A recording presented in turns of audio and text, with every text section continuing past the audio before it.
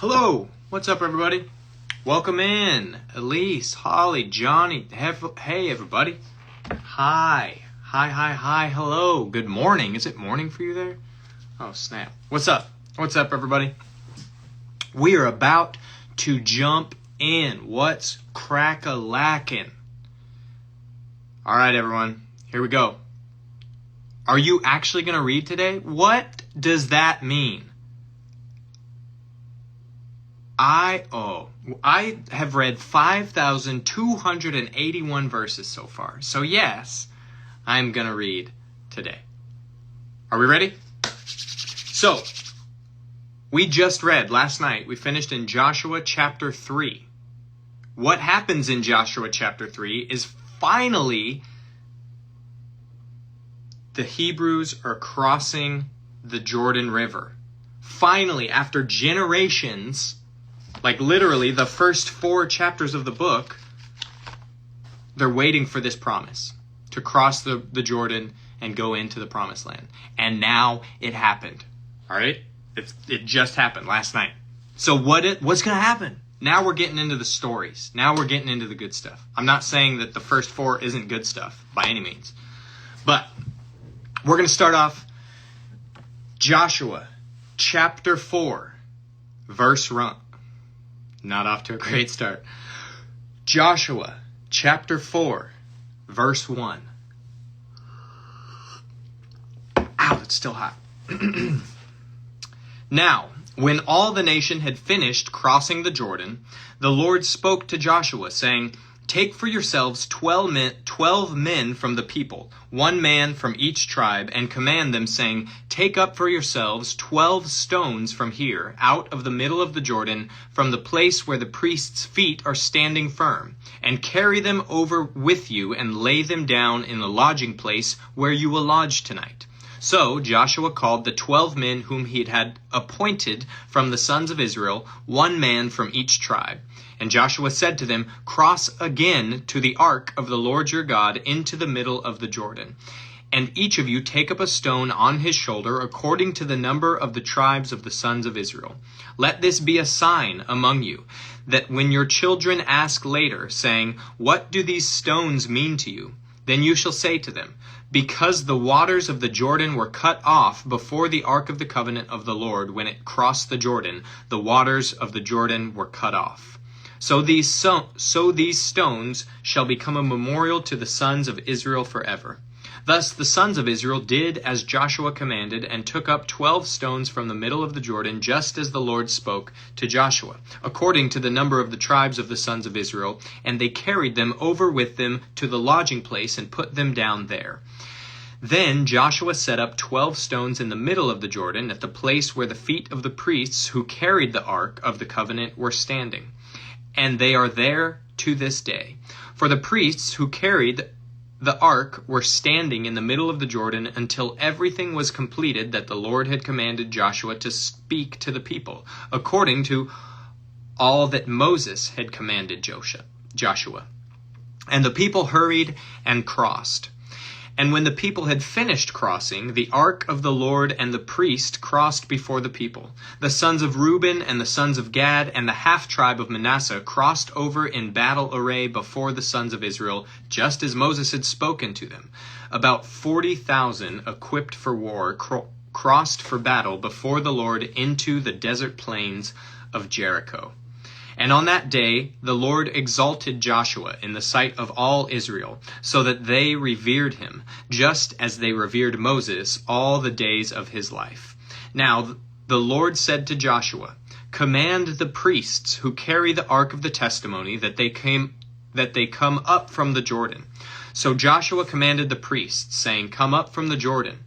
It came about when the priests who carried the ark of the covenant of the Lord had come up from the middle of the Jordan, and the soles of the priests' feet were lifted up to dry ground, that the waters of the Jordan returned to their place, and went over all its bank as before. Now the people came up from the Jordan on the 10th of the first month, and camped at Gilgal on the eastern edge of Jericho. Those 12 stones which they had taken from the Jordan, Joshua set up at Gilgal. He said to the sons of Israel, "When your children ask their fathers in time to come, saying, 'What are these stones?' then you shall inform your children, saying, 'Israel crossed this Jordan on dry ground. For the Lord your God dried up the waters of the Jordan before you until you had crossed, just as the Lord your God had done to the Red Sea, which he dried up before us until we had crossed. That all the peoples of the earth may know that the hand of the Lord is mighty, so that you may fear the Lord your God forever." Chapter 15.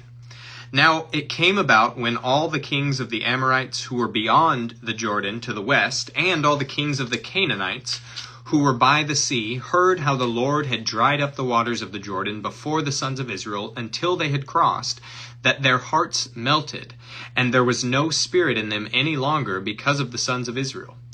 And at that time the Lord said to Joshua, "Make for yourself flint knives, and circumcise again the sons of Israel the second time." So Joshua made himself flint knives, and circumcised the sons of Israel at Gibeath Haraloth. This is the reason why Joshua circumcised them. All the people who came out of Egypt who were males, all the men of war, perished in the wilderness along the way after they came out of Egypt.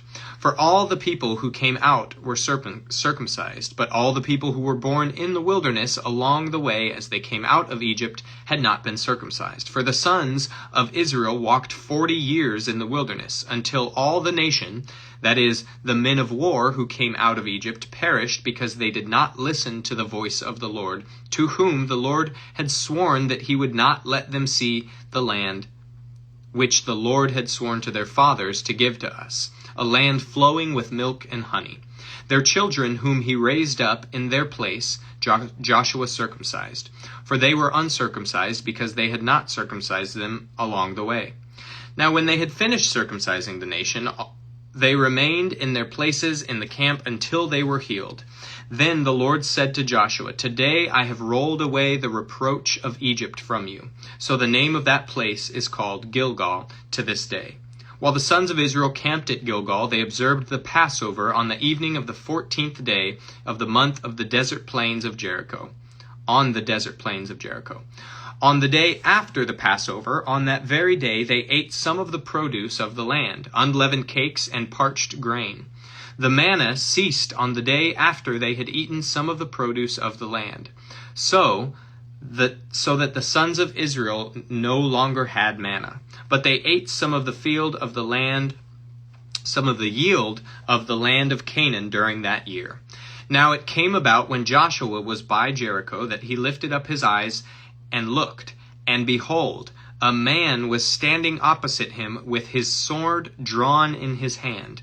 And Joshua went to him and said, "Are you for us or for our adversaries?" He said, "No, rather, I indeed come now as captain of the host of the Lord."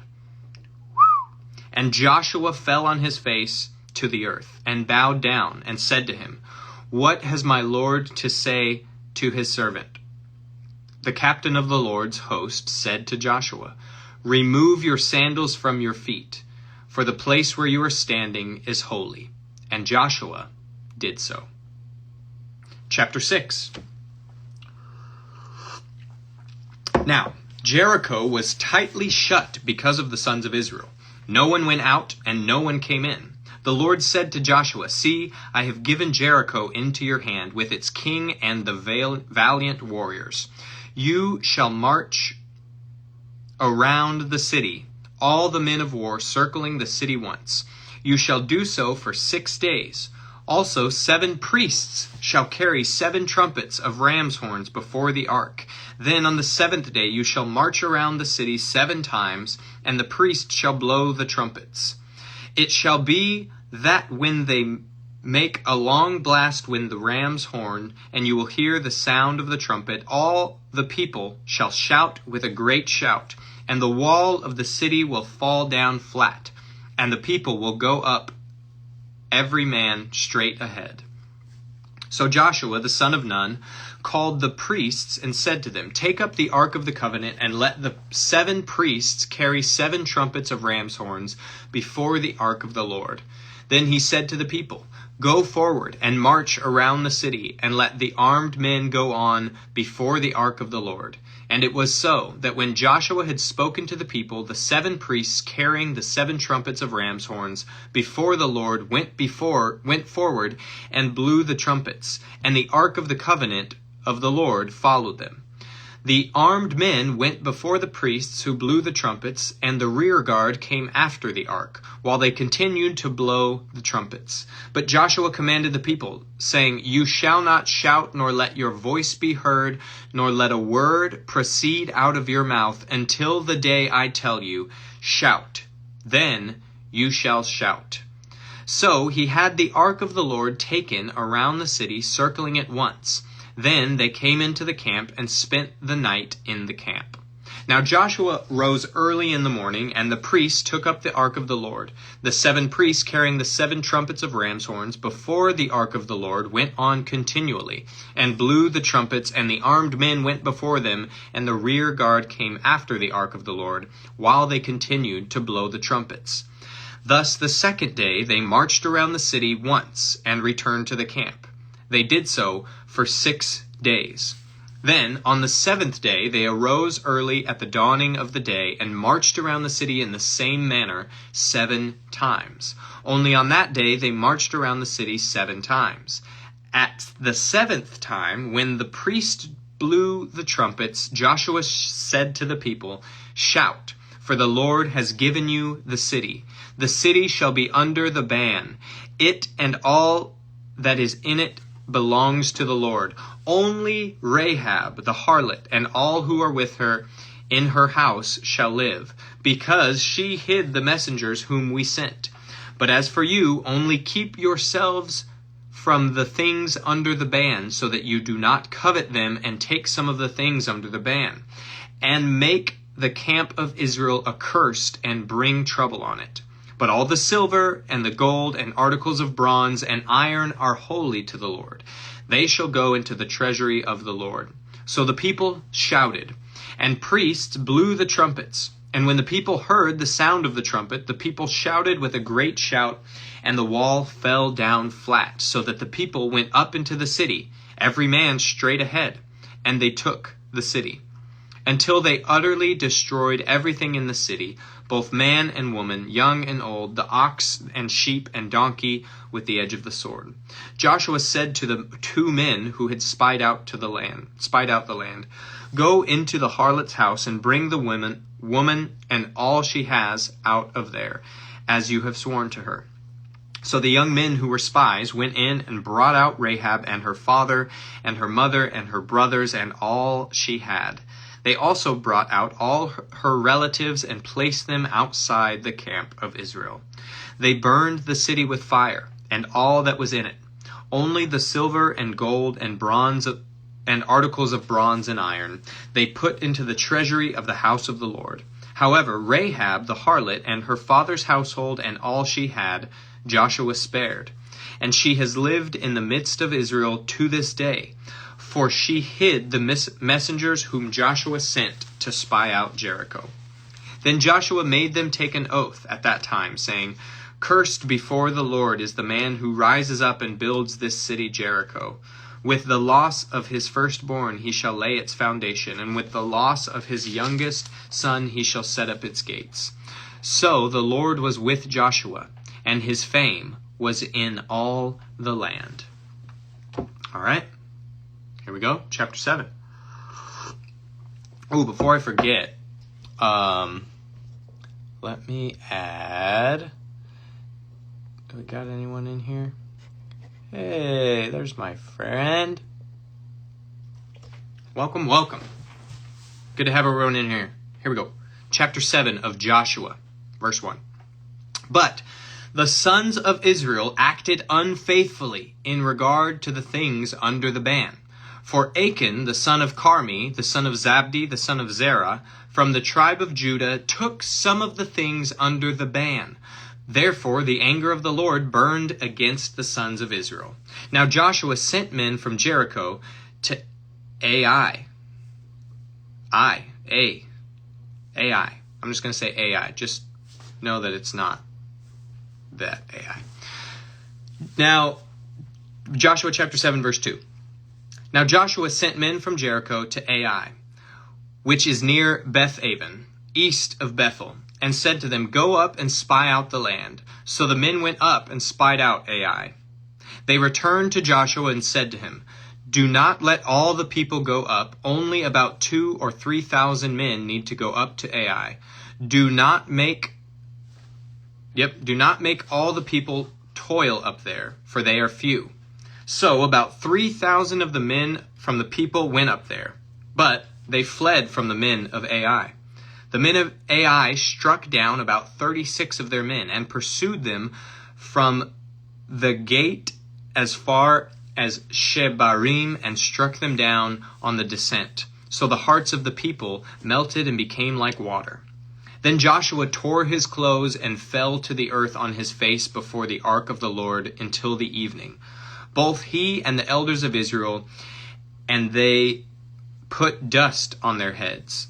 Joshua said, Alas, O Lord God, why did you ever bring this people over the Jordan, only to deliver us into the hand of the Amorites, to destroy us?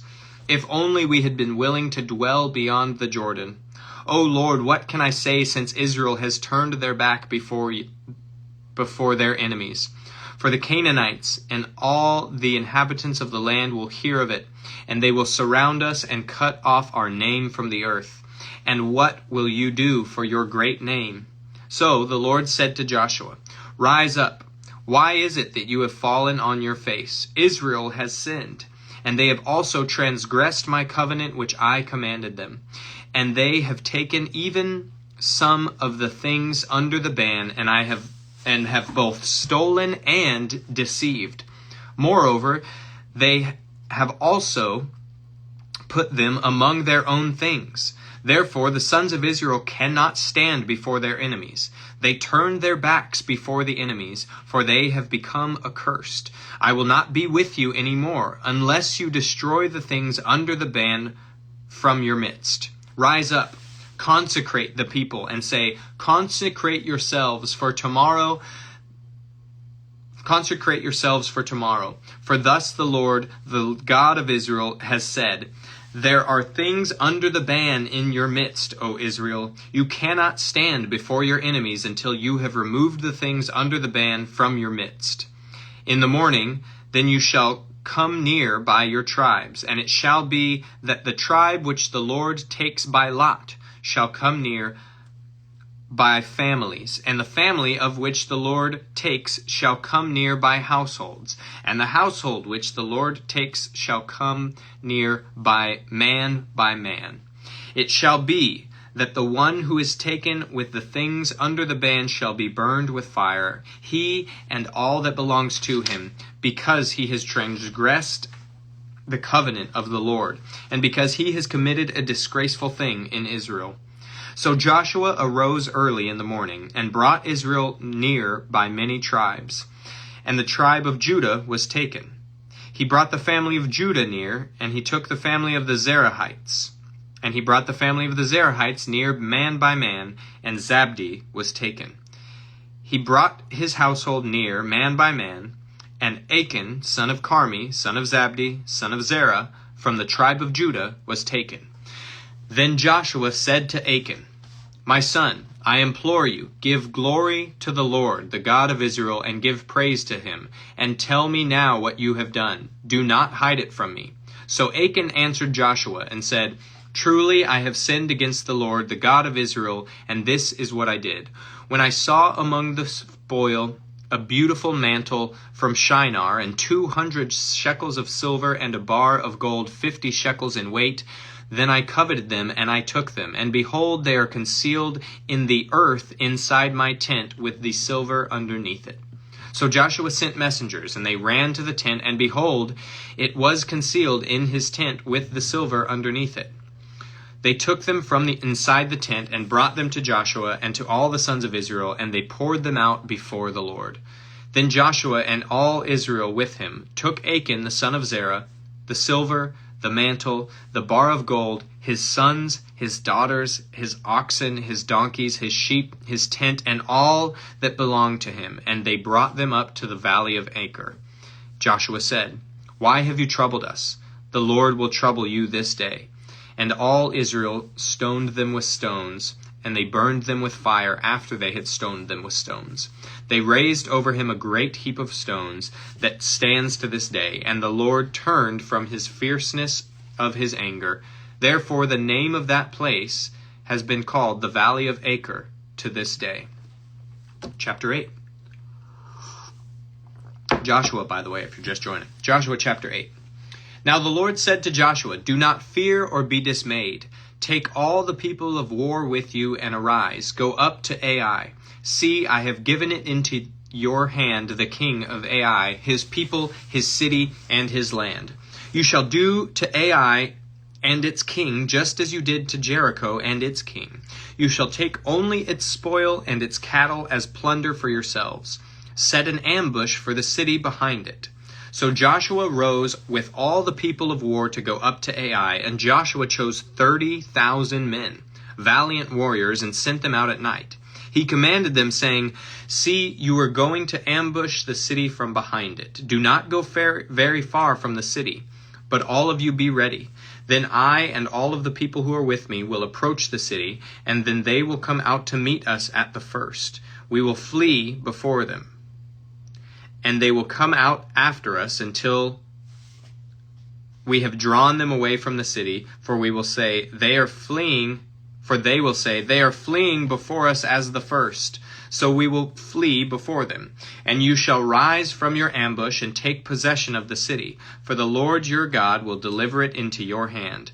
Then it will be, when you have seized the city, that you shall set the city on fire. You shall do it according to the word of the Lord. See, I have commanded you." So Joshua sent them away, and they went to the place of ambush and remained between Bethel and Ai, on the west side of Ai. But Joshua spent that night among the people. Now Joshua rose early in the morning, and he mustered the people, and he went up with the elders of Israel before the people to Ai. Then all the people of war who were with him went up and drew near and arrived at the front of the city and camped on the north side of Ai. Now there was a valley between him and Ai, and he took about 5,000 men and set them in ambush between Bethel and Ai on the west side of the city. So they stationed the people, all the army that was on the north side of the city and its rear guard on the west side of the city, and Joshua spent that night in the midst of the valley. It came about when the king of Ai saw it, that the men of the city hurried and rose up early and went out to meet Israel in battle, he and all his people at the appointed place before the desert plain. But he did not know that there was an ambush against him behind the city. Joshua and all Israel pretended to be beaten before them and fled by the way of the wilderness. And all the people who were in the city were called together to pursue them. And they pursued Joshua and were drawn away from the city. So not a man was left in Ai or Bethel who had not gone out after Israel. And they left the city unguarded and pursued Israel. Then the Lord said to Joshua, "Stretch out the javelin that is in your hand toward Ai, for I will give it into your hand." So Joshua stretched out the javelin that was in his hand toward the city. The men in ambush rose quickly from their place, and when he had stretched out his hand, they ran and entered the city and captured it, and quickly set the city on fire. When the men of Ai turned back and looked, behold, the smoke of the city ascended to the sky, and they had no place to flee this way or that, for the people who had been fleeing to the wilderness turned against their pursuers. When Joshua and all Israel saw that the men in ambush had captured the city and that the smoke of the city ascended, they turned back and slew the men of Ai. The others came out from the city to encounter them, so that they were trapped in the midst of Israel, some on this side and some on that side. And they slew them until no one was left of those who survived or escaped. But they took alive the king of Ai and brought him to Joshua. Now, when Israel had finished unaliving all the inhabitants of Ai in the field where the wilderness, in the field in the wilderness where they pursued them, and all of them were fallen by the edge of the sword until they were destroyed, then all Israel returned to Ai and struck it with the edge of the sword. All who fell that day, both men and women, were 12,000, all the people of Ai. For Joshua did not withdraw his hand with which he stretched out the javelin until he had utterly destroyed all the inhabitants of Ai. Israel took only the cattle and the spoil of the city as plunder for themselves, according to the word of the Lord, which he had commanded Joshua. So Joshua burned Ai and made it a heap forever, a desolation until this day. He hanged the king of Ai on a tree until evening, and at sunset Joshua gave command, and they took his body down from the tree and threw it at the entrance of the city gate, and raised over it a great heap of stones that stands to this day. Then Joshua built an altar to the Lord, the God of Israel, in Mount Ebal, just as Moses, the servant of the Lord, had commanded the sons of Israel, as it is written in the book of the law of Moses, an altar of uncut stones on which no man had wielded an iron tool.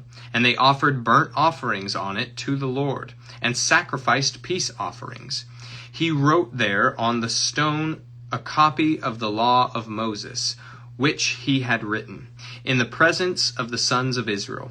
All Israel, with their elders and officers and their judges, were standing on both sides of the ark before the Levitical priests who carried the ark of the covenant of the Lord, the stranger as well as the native. Half of them stood in front of Mount Gerizim, and half of them in front of Mount Ebal, just as Moses, the servant of the Lord, had given command at first to bless the people of Israel. Then afterwards he read all the words of the law, the blessing and the curse, according to all that is written in the book of the law. There was not a word of all that Moses had commanded which Joshua did not read before all the assembly of Israel, with the women and the little ones and the strangers who were living among them. I have no excuse. He just read the first 4 books too. And he didn't stop until he finished all of it. All right, chapter 9. Here we go. Joshua. We're in Joshua chapter 9. Now, it came about when all the kings who were beyond the Jordan, in the hill country and in the lowland and on all the coast of the great sea toward Lebanon, the Hittite and the Amorite, the Canaanite, the Perizzite, the Hivite, and the Jebusite, heard of it, that they gathered themselves together with one accord to fight with Joshua and with Israel. When the inhabitants of Gibeon heard that what Joshua had done to Jericho and to Ai, they also acted craftily and set out as envoys, and took worn-out sacks on their donkeys, and wineskins worn out and torn and mended, and worn out and patched sandals on their feet, and worn out clothes on themselves, and the bread of their provision was dry and had become crumbled. Then they went to Joshua to the camp of Gilgal, and said to him and the men of Israel, "We have come from a far country. Now, therefore, make a covenant with us." The men of Israel said to the Hivites, "Perhaps you are living within our land. How shall we make a covenant with you?" But they said to Joshua, "We are your servants." Then Joshua said to them, "Who are you, and where do you come from?" They said to him, "Your servants have come from a very far country because of the fame of the Lord your God. For we have heard the report of him and all that he did in Egypt, and all that he did to the 2 kings of the Amorites who were beyond the Jordan, to Sihon the king of Heshbon, and Og the king of Bashan, who was at Ashtaroth. So our elders and all the inhabitants of our country spoke to us, saying, 'Take provisions in your hand for the journey, and go to meet them, and say to them, We are your servants. Now then, make a covenant with us. This our bread was warm when we took it for our provisions out of our houses on the day that we left to come to you. But now, behold, it is dry and has become crumbled. These wineskins which were filled which we filled were new, and behold, they are torn, and these our clothes and our sandals are worn out because of the very long journey. So the men of Israel took some of their provisions and did not ask counsel of the Lord. Joshua made peace with them and made a covenant with them to let them live, and the leaders of the congregation swore an oath to them. It came about at the end of 3 days, after they had made a covenant with them, that they heard that they were neighbors and that they were living within their land. Then the sons of Israel set out and came to their cities on the 3rd day. Now their cities were Gibeon and Chephirah, and Beeroth and Kiriath Jearim. The sons of Israel did not strike them because the leaders of the congregation had sworn to them by the Lord, the God of Israel. And the whole congregation grumbled against the leaders. But all the leaders said to the whole congregation, "We have sworn to them by the Lord, the God of Israel, and now we cannot touch them. This we will do to them, even let them live, so that the wrath will not be upon us for the oath which we swore to them." The leaders said to them, "Let them live." So they became hewers of wood and drawers of water for the whole congregation, just as the leaders had spoken to them. Then Joshua called for them and spoke to them, saying, "Why have you deceived us, saying, 'We are very far from you,' when you are living within our land? Now therefore you are cursed, and you shall never cease being slaves, both hewers of wood and drawers of water for the house of my God." So they answered Joshua and said, "Because it was certainly told your servants that the Lord your God has commanded his servant Moses to give you all the land, and to destroy all the inhabitants of this land before you. Therefore we feared greatly for our lives because of you, and have done this thing. Now behold, we are in your hands. Do as it seems good and right in your sight to do to us." Thus he did to them, and delivered them from the hands of the sons of Israel, and they did not unalive them.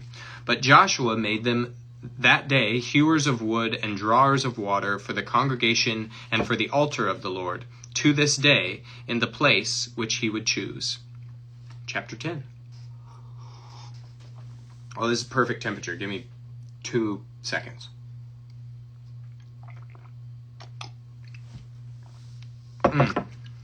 All right, Joshua chapter 10, verse 1.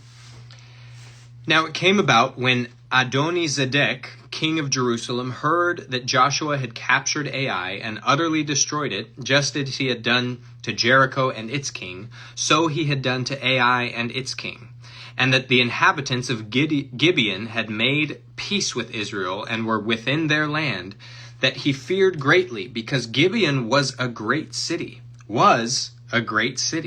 like one of the royal cities, and because it was greater than Ai, and all its men were mighty. Therefore Adoni-Zedek, king of Jerusalem, sent word to Hoham, king of Hebron, and to Piram, king of Jarmuth, and to Japhia, king of Lachish, and to Debir, king of Eglon, saying, "Come up with me and help me, and let us attack Gibeon, for it has made peace with Joshua and the sons of Israel."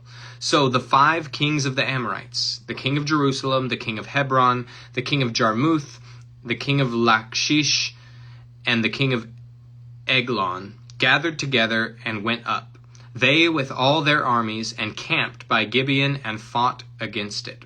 Then the men of Gibeon sent word to Joshua to the camp at Gilgal, saying, "Do not abandon your servants. Come up to us quickly and save us and help us, for the kings of the Amorites that live in the hill country have assembled against us." So Joshua went up from Gilgal, he and all the people of war with him, and all the valiant warriors. And the Lord said to Joshua, "Do not fear them, for I have given them into your hands. Not one of them shall stand before you." So Joshua came upon them suddenly by marching all night from Gilgal. And the Lord confounded them before Israel, and he slew them with a great unalivement at Gibeon, and pursued them by the way of the ascent of Horon and struck them as far as Azekah and Makkedah. As they fled from before Israel, while they were at the descent of Beth Horon, the Lord threw chapter 10, verse 11 of Joshua. As they fled from before Israel, while they were at the descent of Azekah. No, what is happening? At the descent of Beth Horon, the Lord threw large stones from heaven on them as far as Azekah, and they perished. There were more who perished from the hailstones than those whom the sons of Israel unalived with the sword. Then Joshua spoke to the Lord in the day that the Lord delivered up the Amorites before the sons of Israel. And he said in the sight of Israel, O sun, stand still at Gibeon, O moon in the valley of Ajalon. So the sun stood still, and the moon stopped, until the nation avenged themselves of their enemies. Is it not written in the book of Jashar that the sun stopped in the middle of the sky and did not hasten to go down for about a whole day? There was no day like that before it or after it, when the Lord listened to the voice of a man. For the Lord fought for Israel. Then Joshua and all of Israel with him returned to the camp to Gilgal. Verse 12 and 13 is crazy. That's awesome. Here we go. Verse 16. Chapter 10, Joshua. Now these 5 kings had fled and hidden themselves in a cave at Makkedah. It was told Joshua, saying, The 5 kings have been found hidden in the cave at Makkedah. And Joshua said, Roll large stones against the mouth of the cave, and assign men by it to guard them, but do not stay there yourselves. Pursue your enemies and attack them in the rear. Do not allow them to enter their cities, for the Lord your God has delivered them into your hand. It came about when Joshua and the sons of Israel had finished slaying them with a very great unalivement until they were destroyed, and the survivors who remained of them had entered the fortified cities, that all the people returned to the camp to Joshua at Makkedah in peace. No one uttered a word against any of the sons of Israel. Then Joshua said, Open the mouth of the cave and bring these 5 kings out to me from the cave. They did so, and brought these 5 kings out to him from the cave, the king of Jerusalem, the king of Hebron, the king of Jarmuth, the king of Lachish, and the king of Eglon. When they brought these kings out to Joshua, Joshua called for all the men of Israel and said to the chiefs of the men of war who had gone with him, Come near, put your feet on the necks of these kings. So they came near and put their feet on the necks. Then Joshua said to them, Do not fear or be dismayed. Be strong and courageous. Thus the Lord will do to all your enemies with whom you fight. So afterward Joshua struck them and unalived them. And he hanged them on 5 trees, and they hung on the trees until evening. It came about at sunset that Joshua gave a command, and they took them down from the trees and threw them into the cave where they had hidden themselves, and put large stones over the mouth of the cave, to this very day. Now Joshua captured Makkedah on that day, and struck it and its king with the edge of the sword. He utterly destroyed it and every person who was in it. He left no survivor. Thus he did to the king of Makkedah just as he had done to the king of Jericho. Then Joshua and all Israel with him passed on from Makkedah to Libnah, and fought against Libnah. The Lord gave it also to its king into the hands of Israel. The Lord gave it also with its king into the hands of Israel, and he struck it and every person who was in it with the edge of the sword. He left no survivor. Thus he did to its king just as he had done to the king of Jericho. And Joshua and Israel with him passed on from Libnah to Lachish, and they camped out and fought against it. And the Lord gave Lachish to the hand of Israel, and he captured it on the 2nd day, and struck it and every person who was in it with the edge of the sword, according to all that he had done in Libnah. Then Horam, the king of Gezer, came up to help Lachish. And Joshua defeated him and all his people until he had left him no survivor. And Joshua and all Israel with him passed from Lachish to Elgon, and they camped by it and fought against it. They captured it on that day and struck it with the edge of the sword, and he utterly destroyed that day every person who was in it, according to all that he had done to Lachish. Then Joshua and all Israel with him went up from Eglon to Hebron, and they fought against it. They captured it and struck it and its king with all the cities and all the persons who were in it with the edge of the sword. He left no survivor, according to all that he had done to Eglon, and he utterly destroyed it and every person who was in it. Then Joshua and all of Israel with him returned to Debir, and they fought against it. He captured it and its king and all its cities, and they struck them with the edge of the sword, and utterly destroyed every person who was in it. He left no survivor, just as he had done to Hebron, so he did to Debir and its king, and as he had done also to Libnah and its king. Therefore Joshua struck all the land, the hill country and the Negev and the lowland and the slopes and all their kings. He left no survivor, but he utterly destroyed all who breathed, just as the Lord, the God of Israel, had commanded. Joshua struck them from Kadesh Barnea even as far as Gaza, and all the country of Goshen even as far as Gibeon. Joshua captured all these kings and their land at one time, because the Lord, the God of Israel, fought for Israel. So Joshua and all Israel with him returned to the camp at Gilgal. Chapter 11. I'm going to finish this real quick because it's going to get cold. And cold tea. Okay, maybe not finish it, but. Chapter 11 of Joshua. Here we go. Then it came about, when Jabin, son of Hazor, had heard of it, that he sent to Jobab, king of Madon, and to the king of Shimron, and to the king of Akshaph, and to the kings who were north, and to the kings who were of the north in the hill country,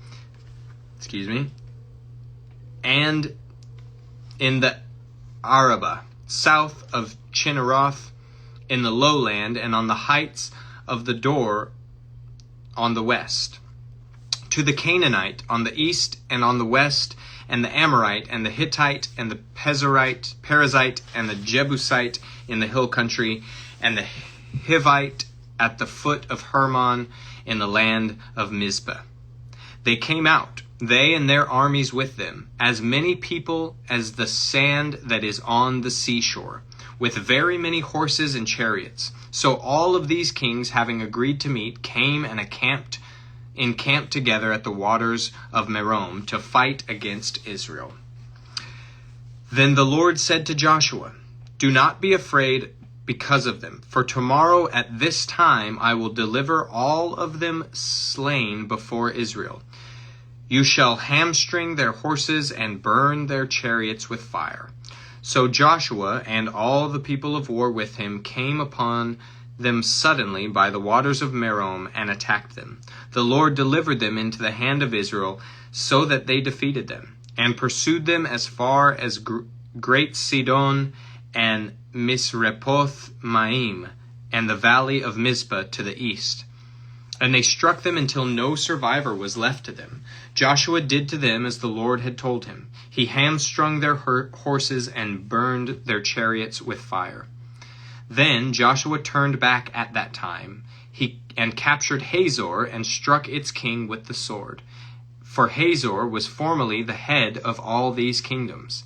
They struck every person who was in it with the edge of the sword, utterly destroying them. There was no one left who breathed. And he burned Hazor with fire. Joshua captured all the cities of these kings, and all their kings, and struck them with the edge of the sword, and utterly destroyed them, just as Moses the servant of the Lord had commanded. However, Israel did not burn any cities that stood on their mounds, except Hazor alone, which Joshua burned. All the spoil of these cities and all the cattle the sons of Israel took as their plunder, but they struck every man with the edge of the sword until they had destroyed them. They left no one who breathed, just as the Lord had commanded his servant. So Moses commanded Joshua, and so Joshua did. He left nothing undone of all that the Lord had commanded Moses. Thus Joshua took all that land, the hill country, and all the Negev, and all the land of Goshen, the lowland, the Arabah, the hill country of Israel and its lowland, from Mount Halak that rises toward Seir, even as far as Baal Gad, in the valley of Lebanon, at the foot of Mount Hermon. And he captured all their kings and struck them down and unalived them.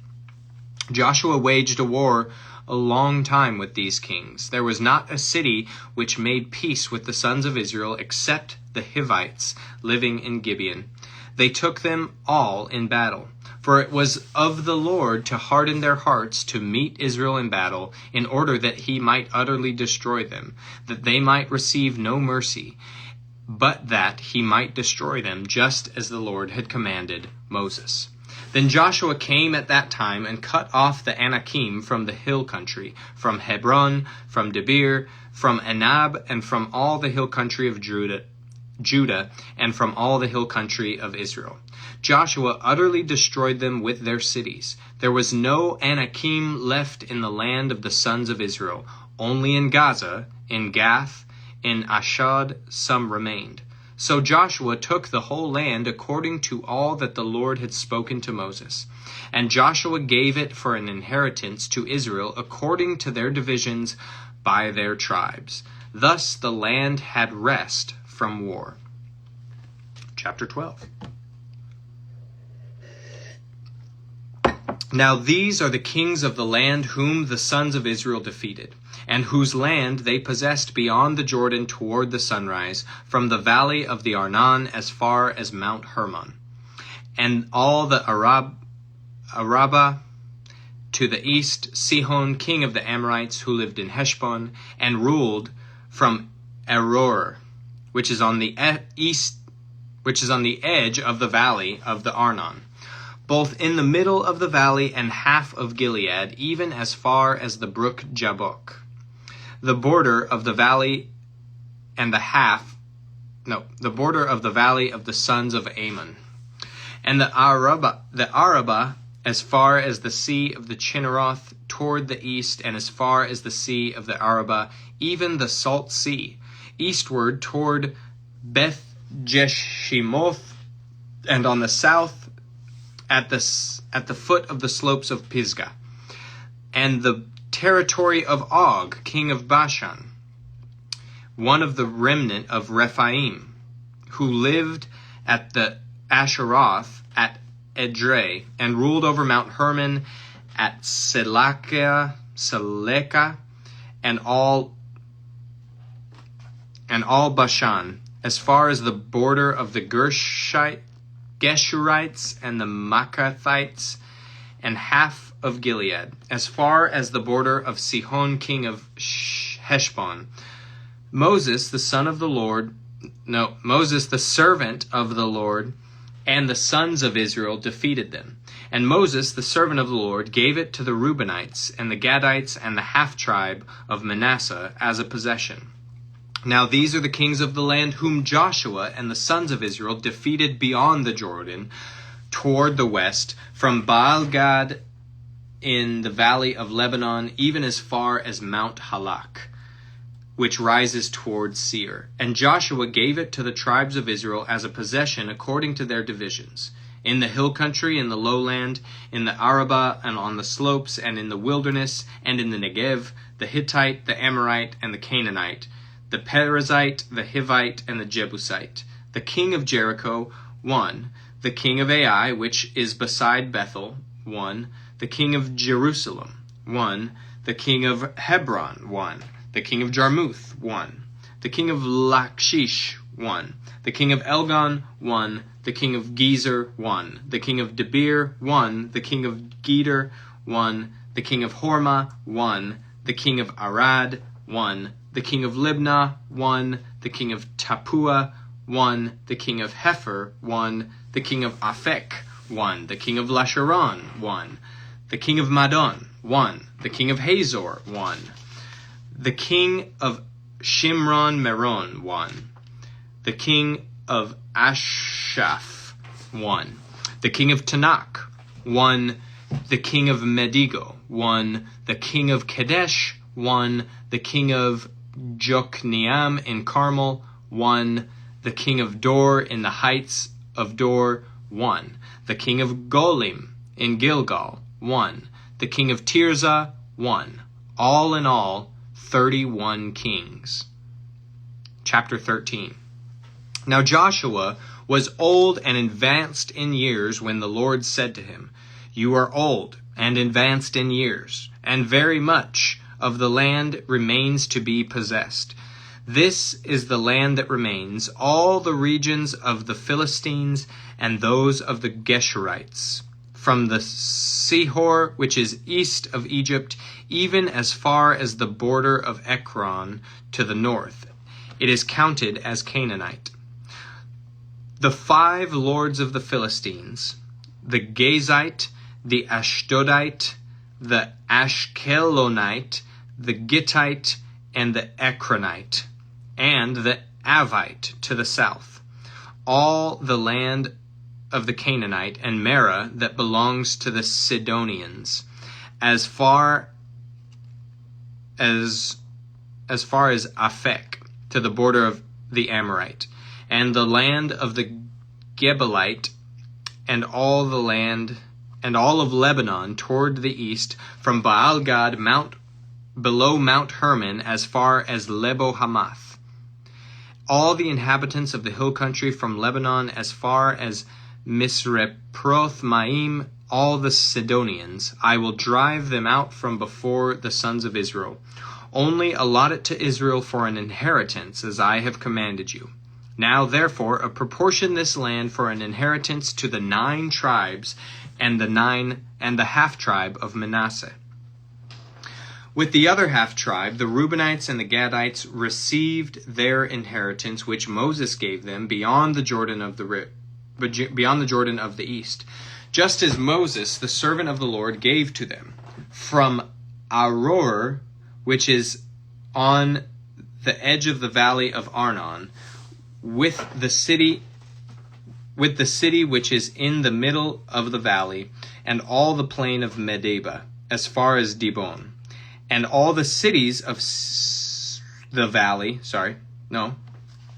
and all the cities of Sihon, king of the Amorites, who reigned in Heshbon, as far as the border of the sons of Ammon, and Gilead, in the territory of the Geshurites, and the Maacathites, and all Mount Hermon, and all Bashan as far as Seleka, all the kingdom of Og in Bashan, who reigned in Ashtaroth, and in Edrei. He alone was left the remnant of the Rephaim. For Moses struck them and dispossessed them. But the sons of Israel did not dispossess the Geshurites or the Maacathites, for Gesher and Maacath live among Israel until this day. Only to the tribe of Levi did he not give an inheritance. The offerings by fire to the Lord, the God of Israel, are their inheritance, as he spoke to them. So Moses gave an inheritance to the tribe of the sons of Reuben according to their families. Their territory was from Aroer, which is on the edge of the valley of Arnon, with the city which is in the middle of the valley, and all the plain by Medeba, Heshbon and all its cities which are on the plain, Dibon and Bamoth Baal and Beth Baal Meon and Jahaz and Kedemoth and Mephath and Kiriathaim and Sibma and Zereth Shahar on the hill of the valley, and Beth Peor, and the slopes of Pisgah, and Beth Jeshimoth, even all the cities of the plain, and all the kingdom of Sihon, king of the Amorites, who reigned in Heshbon, from whom Moses struck with the chiefs of Midian, Evi, and Rechem, and Zur, and Hur, and Reba, and the princes of Sihon, who lived in the land. The sons of Israel also unalived Balaam, the son of Beor, the diviner, with the sword among the rest of their slain. The border of the sons of Reuben was the Jordan. This was the inheritance of the sons of Reuben according to their families, the cities and their villages. Moses also gave an inheritance to the tribe of Gad, to the sons of Gad according to their families. Their territory was Jazer, and all the cities of Gilead, and half the land of the sons of Ammon, as far as Aroer, which is before Rabbah, and from Heshbon as far as Ramath Mizpah and Betonim, and from Mahanaim as far as the border of Debir, and in the valley Beth Haram and Beth Nimrah and Succoth and Zaphon, and the rest of the kingdom of Sihon, king of Heshbon, with the Jordan as a border, as far as the lower end of the sea of Chinnereth beyond the Jordan to the east. This is the inheritance of the sons of Gad according to their families, the cities and their villages. Moses also gave an inheritance to the half-tribe of Manasseh, and it was for the half-tribe of the sons of Manasseh according to their families. Their territory was from Mahanaim, all Bashan, all the kingdom of Og, king of Bashan, and all the towns of Jair, which are in Bashan, 60 cities. Also, half of Gilead, with Ashtaroth and Edrei, the cities of the kingdom of Og in Bashan, were for the sons of Machir, the son of Manasseh, for half the sons of Machir according to their families. These are the territories which Moses apportioned for an inheritance in the plains of Moab beyond the Jordan at Jericho to the east. But to the tribe of Levi, Moses did not give an inheritance. The Lord, the God of Israel, is their inheritance, as he had promised to them. Chapter 14. Now these are the territories which the sons of Israel inherited in the land of Canaan, which Eleazar the priest and Joshua the son of Nun and the heads of the households of the tribes of the sons of Israel apportioned to them for an inheritance, by the lot of their inheritance, as the Lord had commanded through Moses, for the 9 tribes and the half-tribe. For Moses had given the inheritance of the 2 tribes and the half-tribe from beyond the Jordan. But he did not give an inheritance to the Levites among them. For the sons of Joseph, who were 2 tribes, Manasseh and Ephraim, and they did not give a portion to the Levites in the land, except cities to live in, with their pasture lands for their livestock and for their property. Thus the sons of Israel did just as the Lord had commanded Moses, and they divided the land.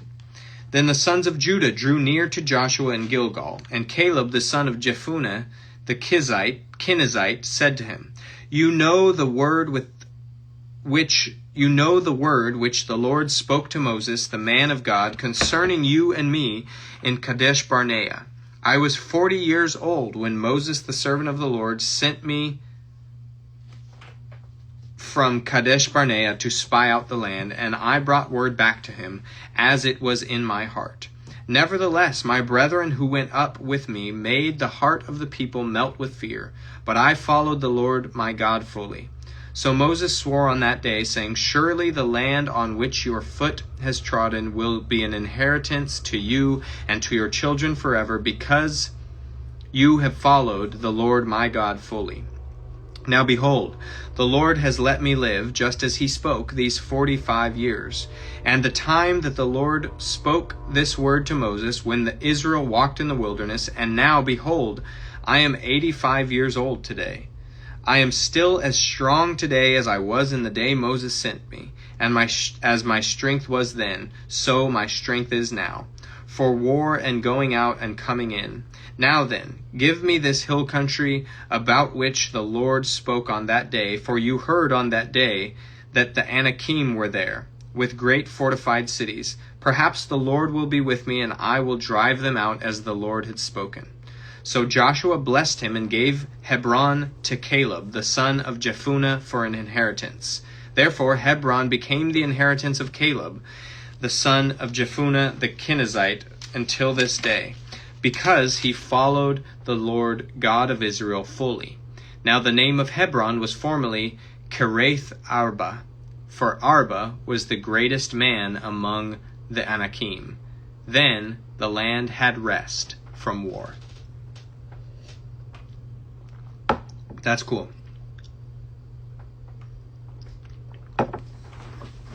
Here we go. Chapter 15. There's 23, 24, 25, 26. It's 24. 24 chapters. So we got 9 more. Here we go. Now the lot for the tribe of the sons of Judah, according to their families, reached the border of Edom, southward to the wilderness of Zin at the extreme south.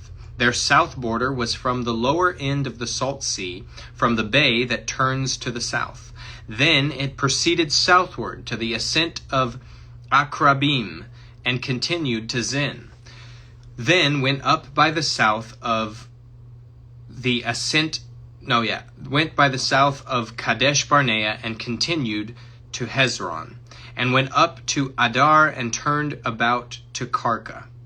It continued to Asmon and proceeded to the brook of Egypt, and the border ended at the sea. This shall be your south border.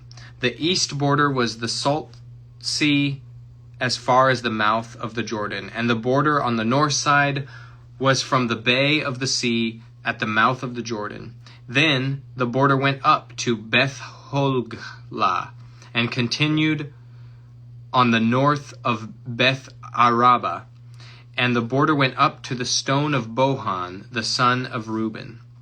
The border went up to Debir from the valley of Achor, which turned northward toward Gilgal, which is opposite the ascent of Adumim, which is on the south of the valley, and the border continued to the waters of En-Shemesh and ended in En-Rogel.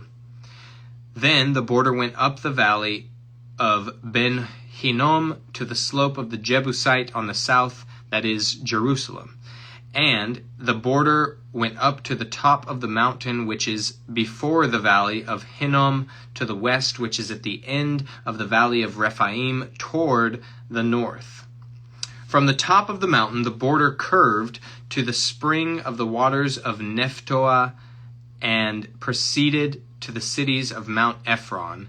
Then the border curved to Baalah, that is, Kiriath Jearim. The border turned about from Baalah westward to Mount Seir and continued to the slope of Mount Jearim on the north, that is, Chesalon, and went down to Beth Shemesh and continued through Timnah. The border proceeded to the side of Ekron northward. Then the border curved to Sikaron and continued to Mount Baalah and proceeded to Jabneel, and the border ended at the sea. The west border was the Great Sea. The west border was at the Great Sea, even its coastline. Then this is the border around the sons of Judah according to their families. Now he gave to Caleb the son of Jephunneh a portion among the sons of Judah, according to the command of the Lord to Joshua, namely Kiriath Arba, Arba being the father of Anak, that is, Hebron. Caleb drove out from there 3 sons of Anak, Sheshai and Ahiman and Talmai, the children of Anak. Then he went up from there against the inhabitants of Debir. Now the name of Debir was formerly Kiriath Sepher, and Caleb said, the one who attacks Kiriath Sepher and captures it, I will give him Ashka, my daughter, as a wife. Othniel, the son of Kenaz, the brother of Caleb, captured it. So he gave him Asha, his daughter, as a wife. It came about that when she came to him, she persuaded him to ask her father for a field. So she alighted from the donkey, and Caleb said to her, "What do you want?" Then she said, "Give me a blessing. Since you have given me the land of Negev, give me also springs of water." So he gave her the upper springs and the lower springs. This is the inheritance of the tribe of the sons of Judah according to their families.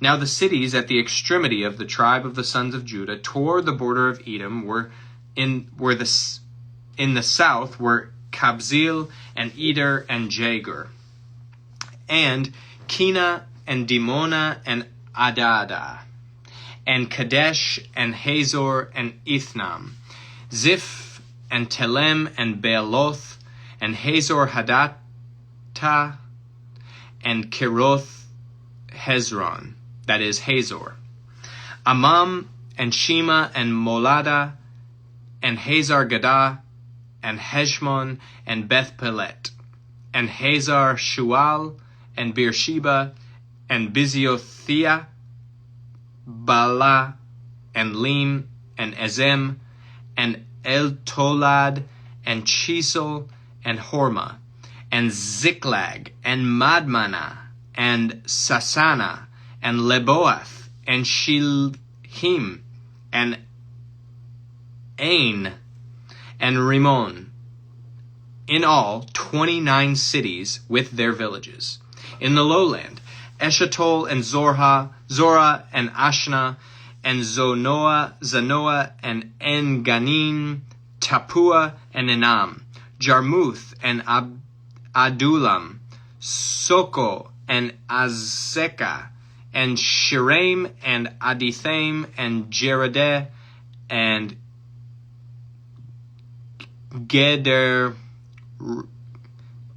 Gederothaim, 14 cities with their villages. Zenon and Hadasha and Migdalgad and Delian and Mizpah and Joktheel and Lachish and Bozkath and Elgon and Caban and Lamas and Chitlish and Gederoth and Beth Dagon and Naamah and Makkedah, 16 cities with their villages. Libnah and Ether and Asham and Iftah and Ashna and Nezib and Keilah and Ashib and Maresha, 9 cities with their villages. Ekron with its towns and villages, from Ekron even to the sea, all that were by the side of Ashdod with their villages. Ashdod, its towns and its villages. Gaza, its towns and its villages, as far as the brook of Egypt and the great sea, even its coastline. In the hill country, Shamir and Jatir and Soko and Dana and Kirath Sanah, that is Debir, and Anab and Eshtemo and Anim and Goshen and Holon and Gilo, 11 cities with their villages. Arab and Duma and Ishan and Janam and Beth Tapua and Afika and Humta and Kirath Arba, that is Hebron, and Zior, 9 cities with their villages. Maon, Carmel, and Ziph, and Juttah, and Jezreel, and Jokdeam, and Zonoah, and Cain, Gibeah, and Timnah, 10 cities with their villages. Halhul, Beth Zur, and Gedor, and Marath, and Beth Anoth, and El Tekon, 6 cities with their villages. Kirath Baal, that is Kirath Jearim, and Rabbah, 2 cities with their villages. In the wilderness, Beth Araba, Middin, and Sekaka, and Nishban, and the city of Salt, and En-Gedi, 6 cities and their villages. Now as for the Jebusites, the inhabitants of Jerusalem, the sons of Judah could not drive them out.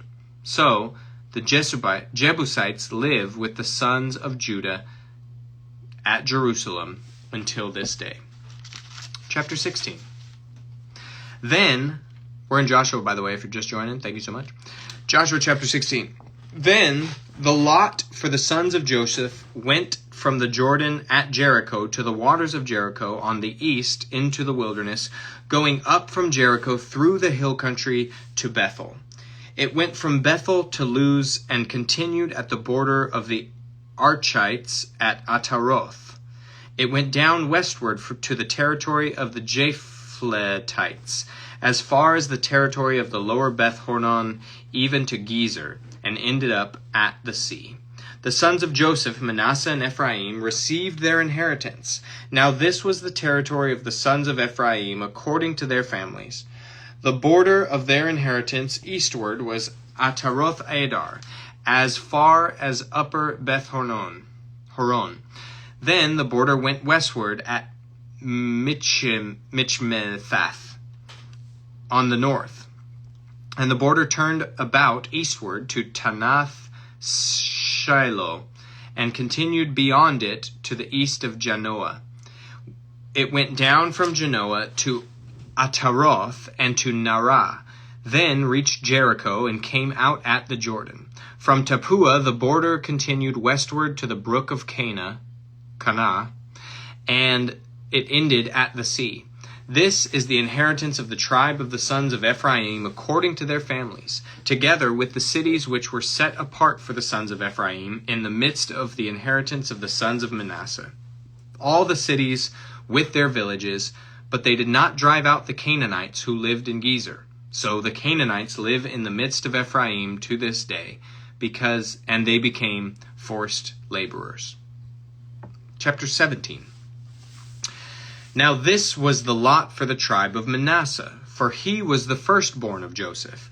To Machir, the firstborn of Manasseh, the father of Gilead, were allotted Gilead and Bashan, because he was a man of war. So the lot was made for the rest of the sons of Manasseh according to their families, for the sons of Abizer, and the sons of Helek, and the sons of Arsiel, and for the sons of Shechem, and the sons of Hepher, and the sons of Shemida. These were the male descendants of Manasseh, and the son of Joseph, according to their families. However, Zelophehad, the son of Hepher, the son of Gilead, the son of Machir, the son of Manasseh, had no sons, only daughters. And these are the names of his daughters: Mahlah and Noah, Holga, Milcah, and Tirzah. They came near before Eleazar the priest, and before Joshua the son of Nun, and before the leaders, saying, The Lord commanded Moses to give us an inheritance among our brothers.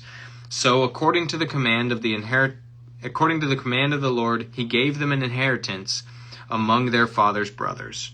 Thus there fell 10 portions to Manasseh, besides the land of Gilead and Bashan, which is beyond the Jordan, because the daughters of Manasseh received an inheritance among his sons, and the land of Gilead belonged to the rest of the sons of Manasseh.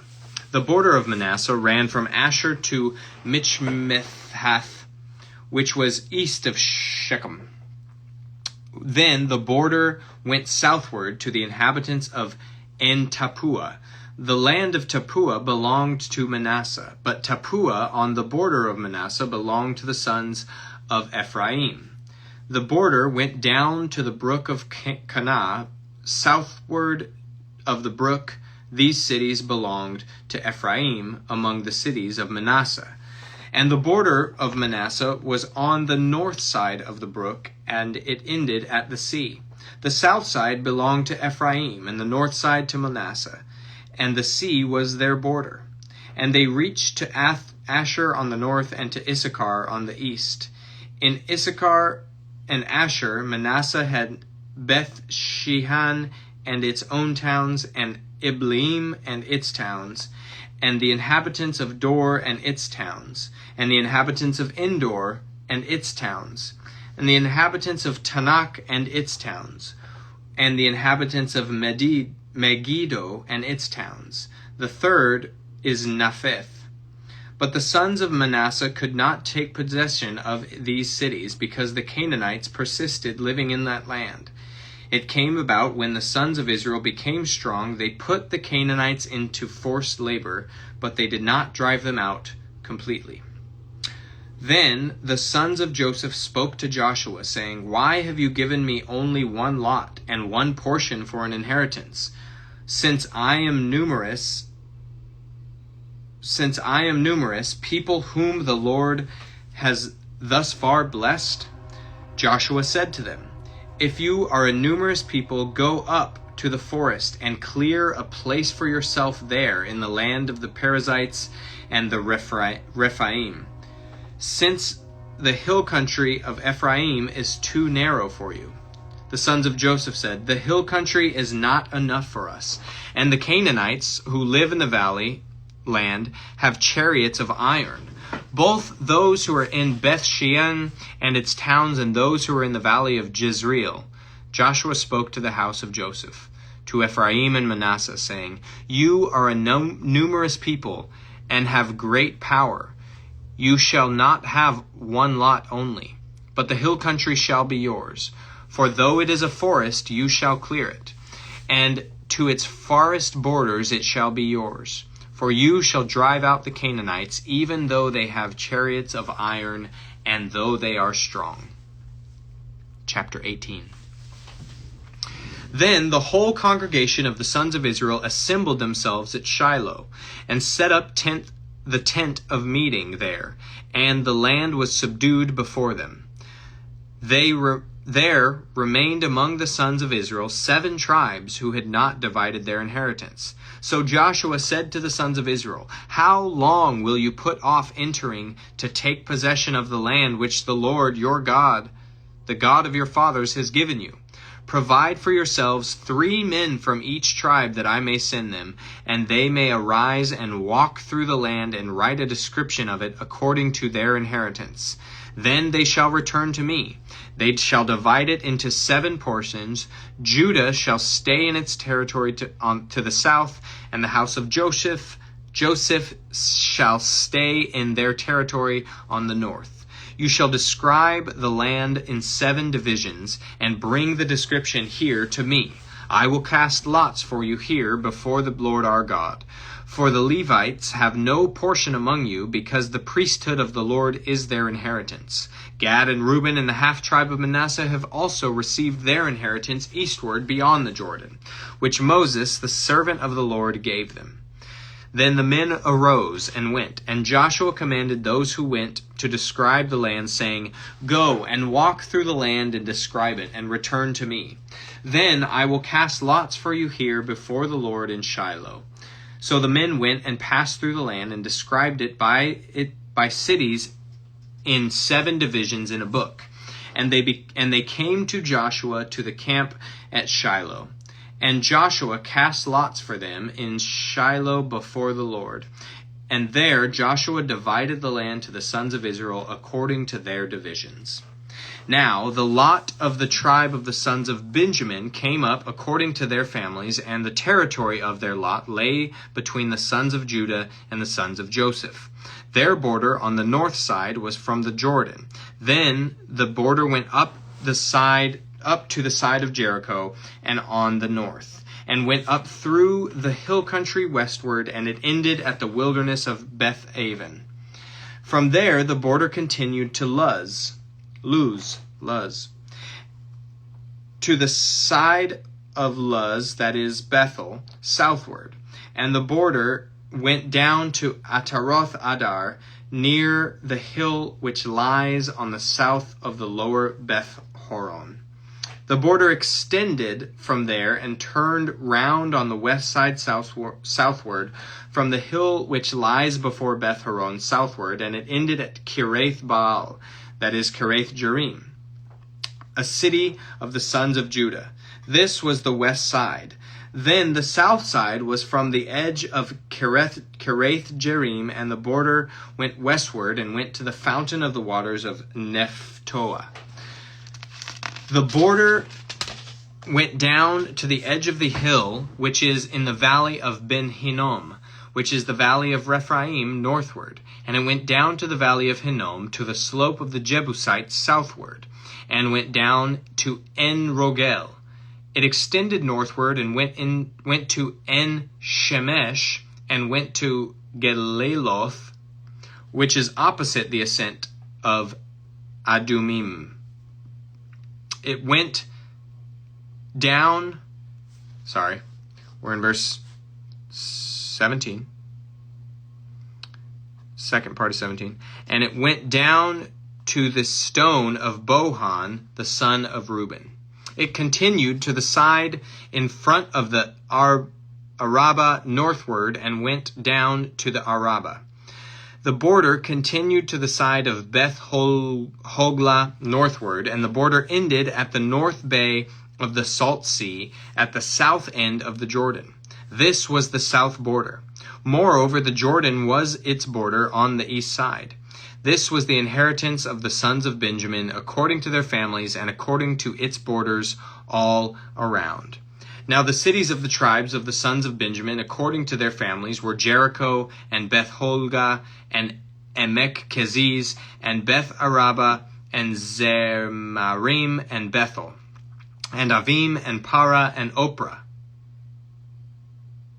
and Chephar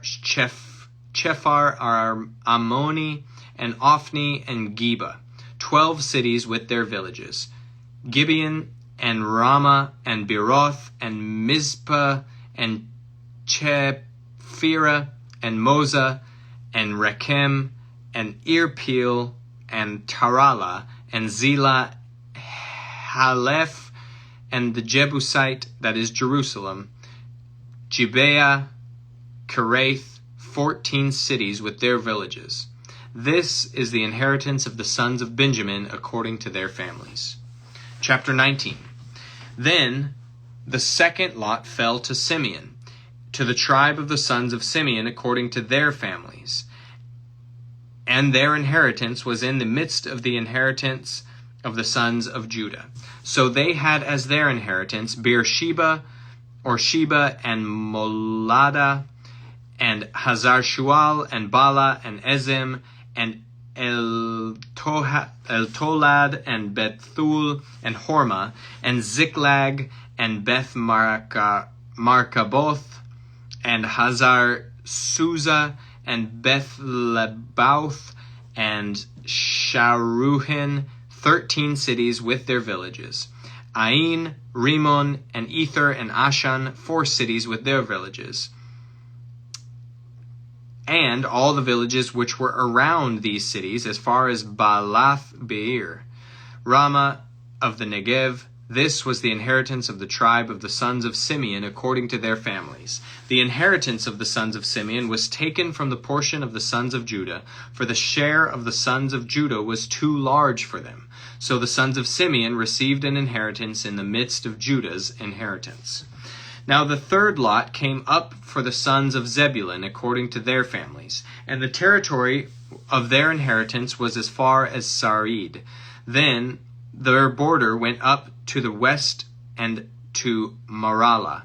It then touched Dabisheth and reached to the brook that is before Jokneam. Then it turned from Sarid to the east toward the sunrise as far as the border of Chisloth Tabor, and it was proceeded to Daberath and up to Japha. From there it continued eastward toward the sunrise to Gath-Hepher and Eth-Kazin, and it proceeded to Rimmon, and which stretches to Neah. The border circled around it on the north to Hanathon, and it ended at the valley of Iphtha'el. All included were also Kata and Nahalal and Shimron and Idalah and Bethlehem, 12 cities with their villages. This was the inheritance of the sons of Zebulun according to their families, these cities with their villages. The fourth lot fell to Issachar, to the sons of Issachar according to their families. Their territory was to Jezreel and included Chesuloth and Shunem and Hapharaim and Shion, and Anaharath, and Rabith, and Kishion, and Ebez, and Remeth, and Enganim, and Enhada, and Beth-Pazez. The border reached to Tabor, and Shahazumua, and Beth-Shemesh. And their border ended at the Jordan, 16 cities with their villages. This was the inheritance of the tribe of the sons of Issachar, according to their families, the cities with their villages. Chapter 19, verse 24 of Joshua. Now the fifth lot fell to the tribe of the sons of Asher, according to their families.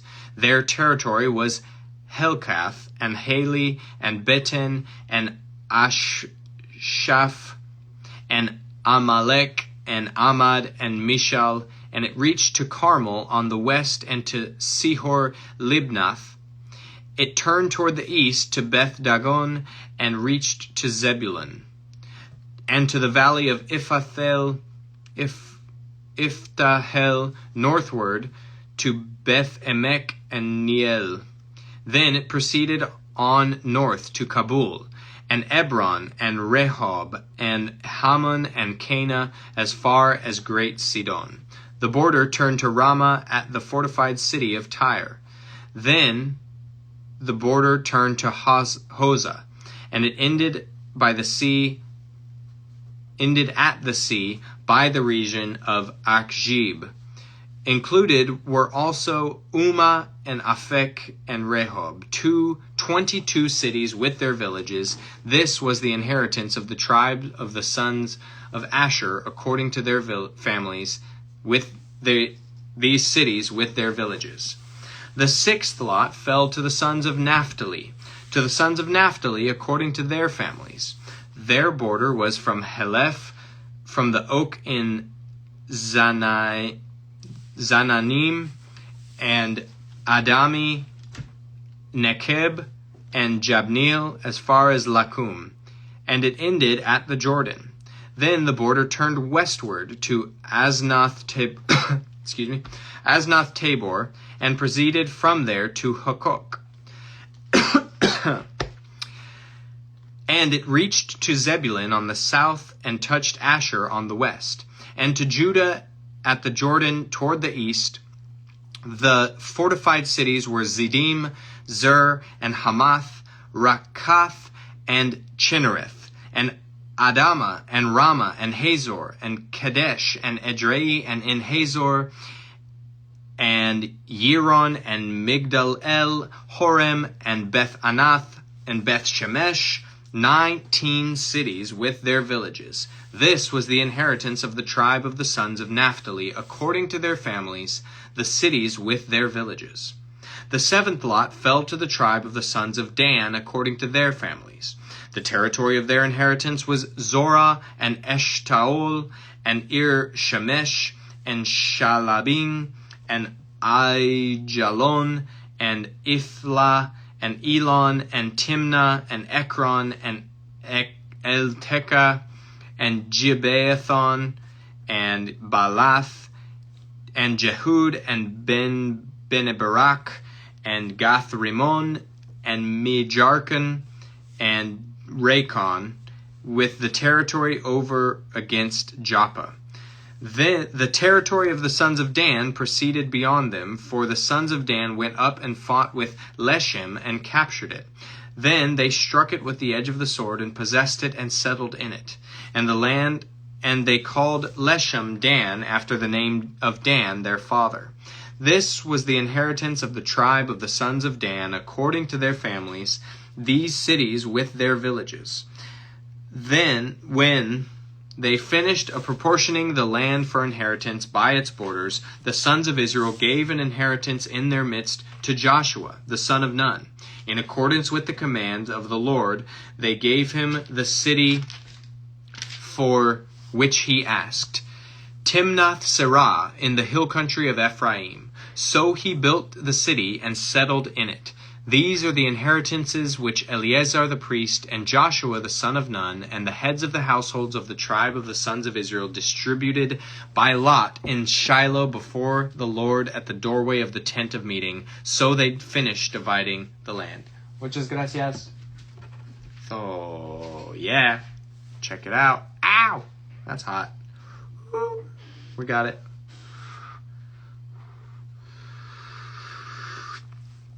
Oh, that's good stuff. Here we go.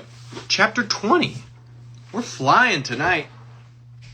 Chapter 20 of Joshua reads as follows.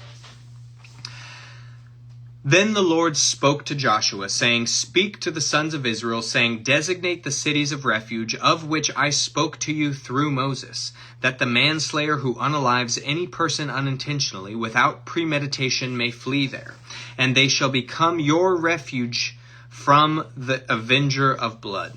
He shall flee to one of these cities, and shall stand at the entrance of the gate of the city, and state his case in the hearing of the elders of that city.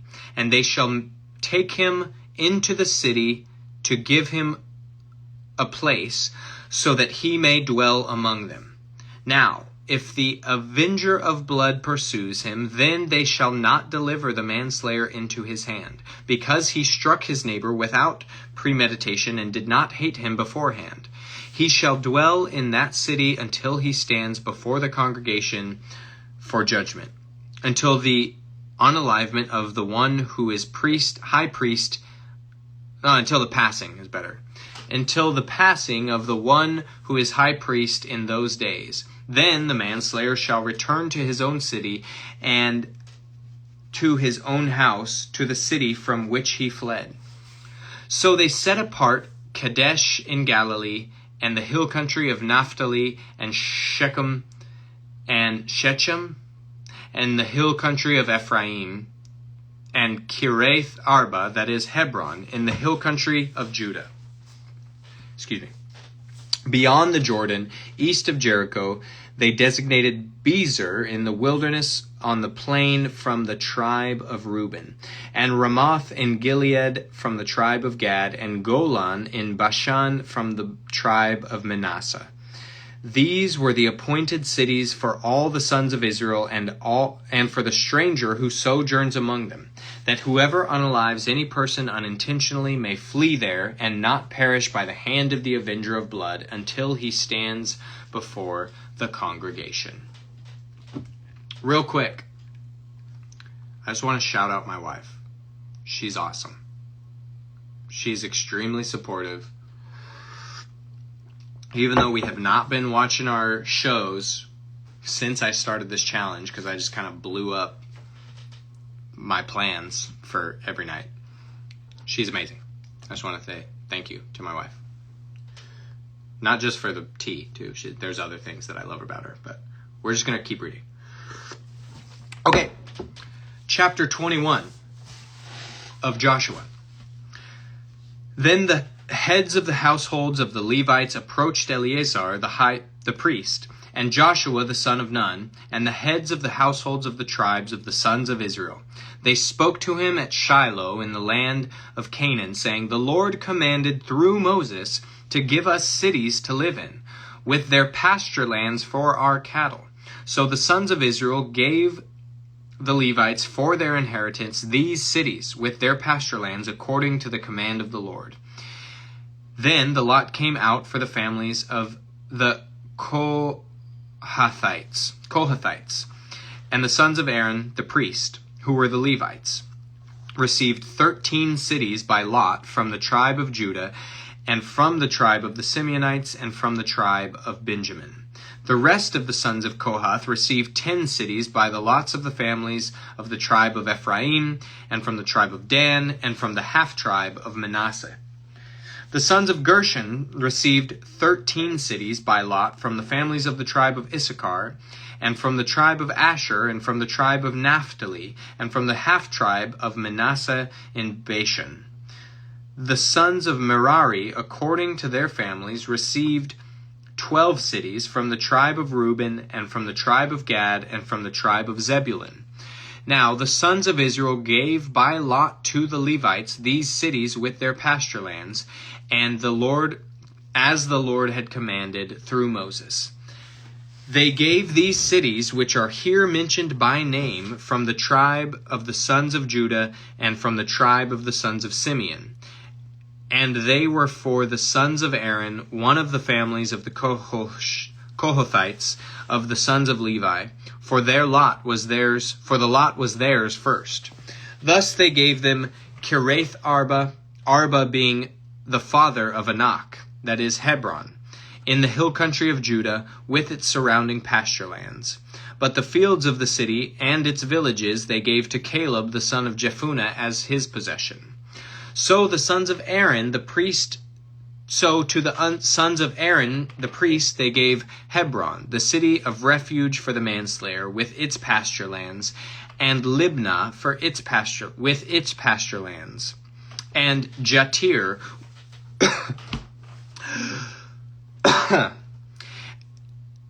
chapter 21, verse 14 of Joshua. And Jattir with its pasture lands, and Eshthemoa with its pasture lands, and Holon with its pasture lands, and Debir with its pasture lands, and Ain with its pasture lands, and Judah with its pasture lands, and Beth Shemesh with its pasture lands. 9 cities from these 2 tribes. From the tribe of Benjamin, Gibeon with its pasture lands, Geba with its pasture lands, Anathoth with its pasture lands, and Almon with its pasture lands. 4 cities. All the cities of the sons of Aaron, the priests, were 13 cities with their pasture lands. Then the cities from the tribe of Ephraim were allotted to the families of the sons of Kohath, the Levites, even to the rest of the sons of Kohath. They gave them to Shechem, They gave to them Shechem, the city of refuge for the manslayer, with its pasture lands in the hill country of Ephraim, and Gezer with its pasture lands, and Kibzaim with its pasture lands, and Beth Horon with its pasture lands. 4 cities. From the tribe of Dan, Elteke with its pasture lands, Gibbethon with its pasture lands, Aijalon with its pasture lands, Gathrimmon with its pasture lands. 4 cities. From the half-tribe of Manasseh they allotted Tanakh with its pasture lands, and Gathrimmon with its pasture lands. 2 cities. All the cities with their pasture lands for the families of the rest of the sons of Kohath were 10. To the sons of Gershon, one of the families of the Levites, from the half-tribe of Manasseh, they gave Golan in Bashan, the city of refuge for the manslayer, with its pasture lands, and Be-Eshterah with its pasture lands. 2 cities. From the tribe of Issachar, they gave Kishion with its pasture lands, Deberath with its pasture lands, Jarmuth with its pasture lands, Edganim with its pasture lands. 4 cities. From the tribe of Asher they gave Mishal with its pasture lands, Abdon with its pasture lands, Helkath with its pasture lands, and Rehob with its pasture lands. 4 cities. From the tribe of Naphtali they gave Kadesh in Galilee, the city of refuge for the manslayer, with its pasture lands, and Hamath-dor with its pasture lands, and Kartan with its pasture lands. 3 cities. All the cities of the Gershonites, according to their families, were 13 cities with their pasture lands.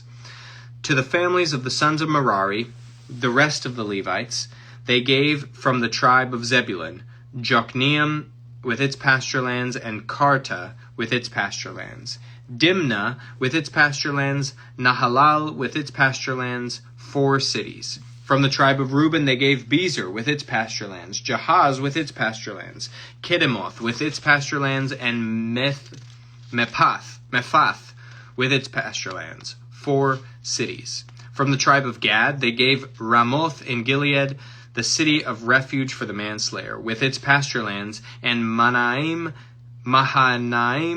with its pasture lands, Heshbon with its pasture lands, Jazer with its pasture lands. 4 cities in all. All these were the cities of the sons of Merari according to their families, the rest of the families of the Levites. And their lot was 12 cities. All the cities of the Levites in the midst of the possession of the sons of Israel were 48 cities with their pasture lands. These cities each had its surrounding pasture lands. Thus it was with all these cities. So the Lord gave Israel all the land which he had sworn to give their fathers, and they possessed it and lived in it. And the Lord gave them rest on every side, according to all that he had sworn to their fathers, and no one of all their enemies stood before them. The Lord gave all their enemies into their hand. Not one of the good promises which the Lord God had made to the house of Israel failed. All came to pass. Ow, that was hot, sorry. We're in chapter 22 of Joshua.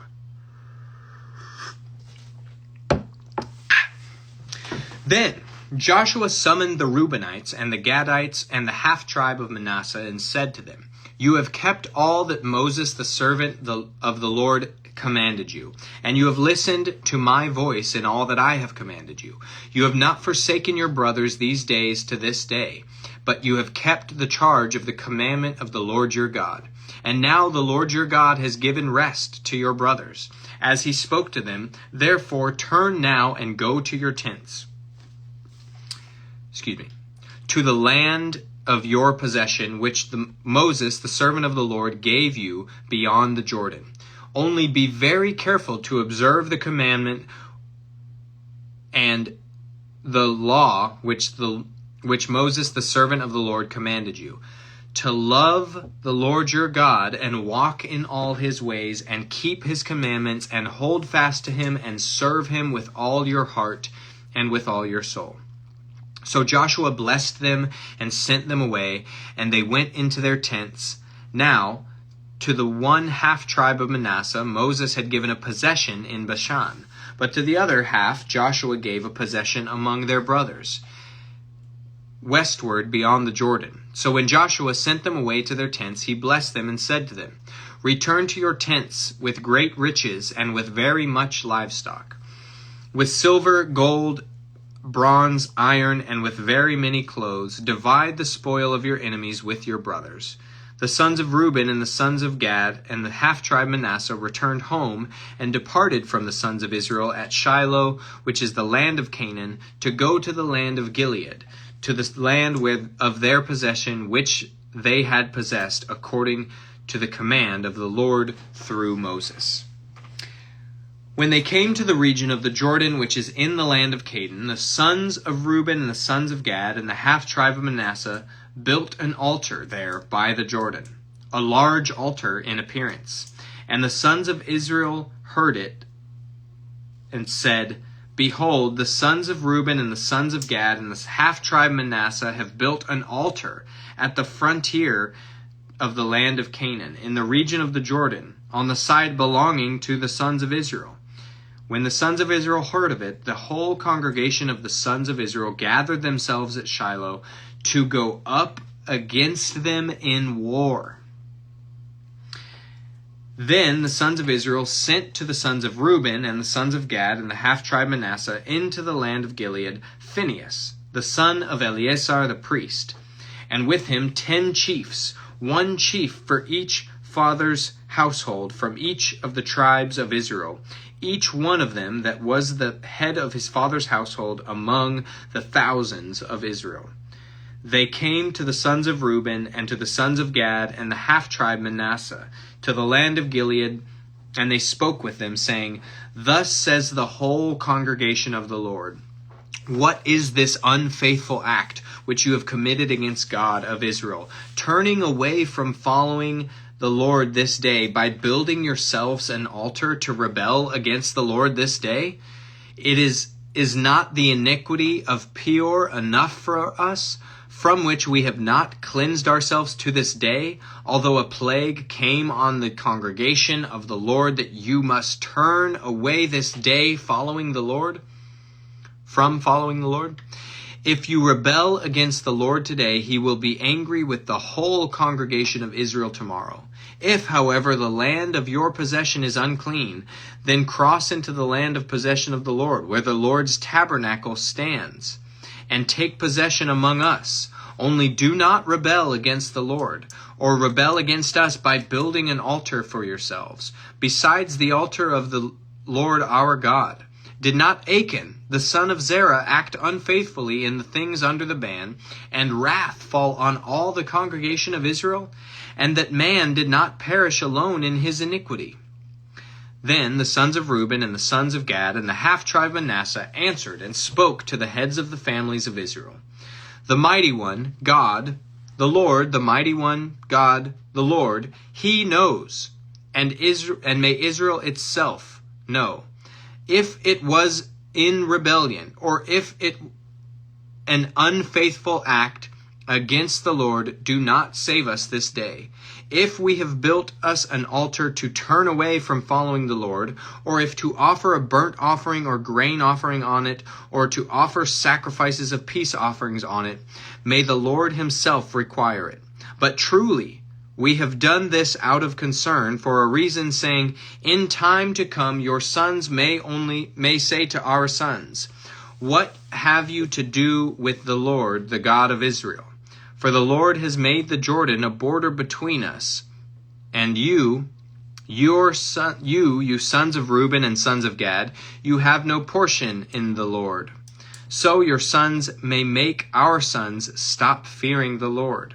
Therefore we said, let us build an altar, not for burnt offering or for sacrifice. Rather it shall be a witness between us and you, and between our generations after us, that we are to perform the service of the Lord before him with our burnt offerings and with our sacrifices and with our peace offerings, so that your sons will not say to our sons in time to come, you have no portion in the Lord. Therefore we said, it shall also come about, if they say this to our generations in time to come, then we shall say, see the copy of the altar of the Lord which our fathers made, not for burnt offering or for sacrifice. Rather, it is a witness between us and you. Far be it from us that we should rebel against the Lord and turn away from following the Lord this day, by building an altar for burnt offering, for grain offering, or for sacrifice, besides the altar of the Lord our God, which is before his tabernacle. So, when Phinehas the priest and the leaders of the congregation, even the heads of the families of Israel who were with him, heard the words which the sons of Reuben and the sons of Gad and the sons of Manasseh spoke, it pleased them. And Phinehas the son of Eleazar the priest said to the sons of Reuben and to the sons of Gad and to the sons of Manasseh, today we know that the Lord is in our midst, because you have not committed this unfaithful act against the Lord. Now you have delivered the sons of Israel from the hand of the Lord. Then Phinehas, the son of Eleazar the priest, and the leaders returned from the sons of Reuben and from the sons of Gad, from the land of Gilead to the land of Canaan, to the sons of Israel, and brought back word to them. The word pleased the sons of Israel, and the sons of Israel blessed God, and they did not speak of going up against them in war to destroy the land in which the sons of Reuben and the sons of Gad were living. The sons of Reuben and the sons of Gad called the altar Witness, for they said, it is a witness between us, that is the Lord our God. No, that the Lord is God. Chapter 23. We're in Joshua, chapter 23. Oh, yeah. Now, Joshua chapter 23. Now, it came about that after many days, when the Lord had given rest to Israel from all their enemies on every side, and Joshua was old, advanced in years, that Joshua called for all Israel, for their elders and their heads and their judges and their officers, and said to them, I am old, advanced in years, and you have seen all that the Lord your God has done to all these nations because of you. For the Lord your God is he who has been fighting for you. See, I have appointed to you these nations, apportioned to you, verse 4 of chapter 23. See, I have a proportion to you these nations which remain as an inheritance for your tribes, with all the nations which I have cut off, from the Jordan even to the great sea toward the setting of the sun. The Lord your God, he will thrust them out from before you and drive them from before you, and you will possess their land just as the Lord your God promised you. Be very firm then to keep and do all that is written in the book of the law of Moses, so that you may not turn aside from it to the right hand or to the left, so that you will not associate with these nations, these which remain among you, or mention the name of their gods, or make anyone swear by them, or serve them, or bow down to them. But you are to cling to the Lord your God as you have done this day. For the Lord has driven out great and strong nations from before you, and as for you, no man has stood before you to this day. One of your men puts to flight 1,000. So the Lord your God is he who fights for you, just as he promised you. So take diligent heed.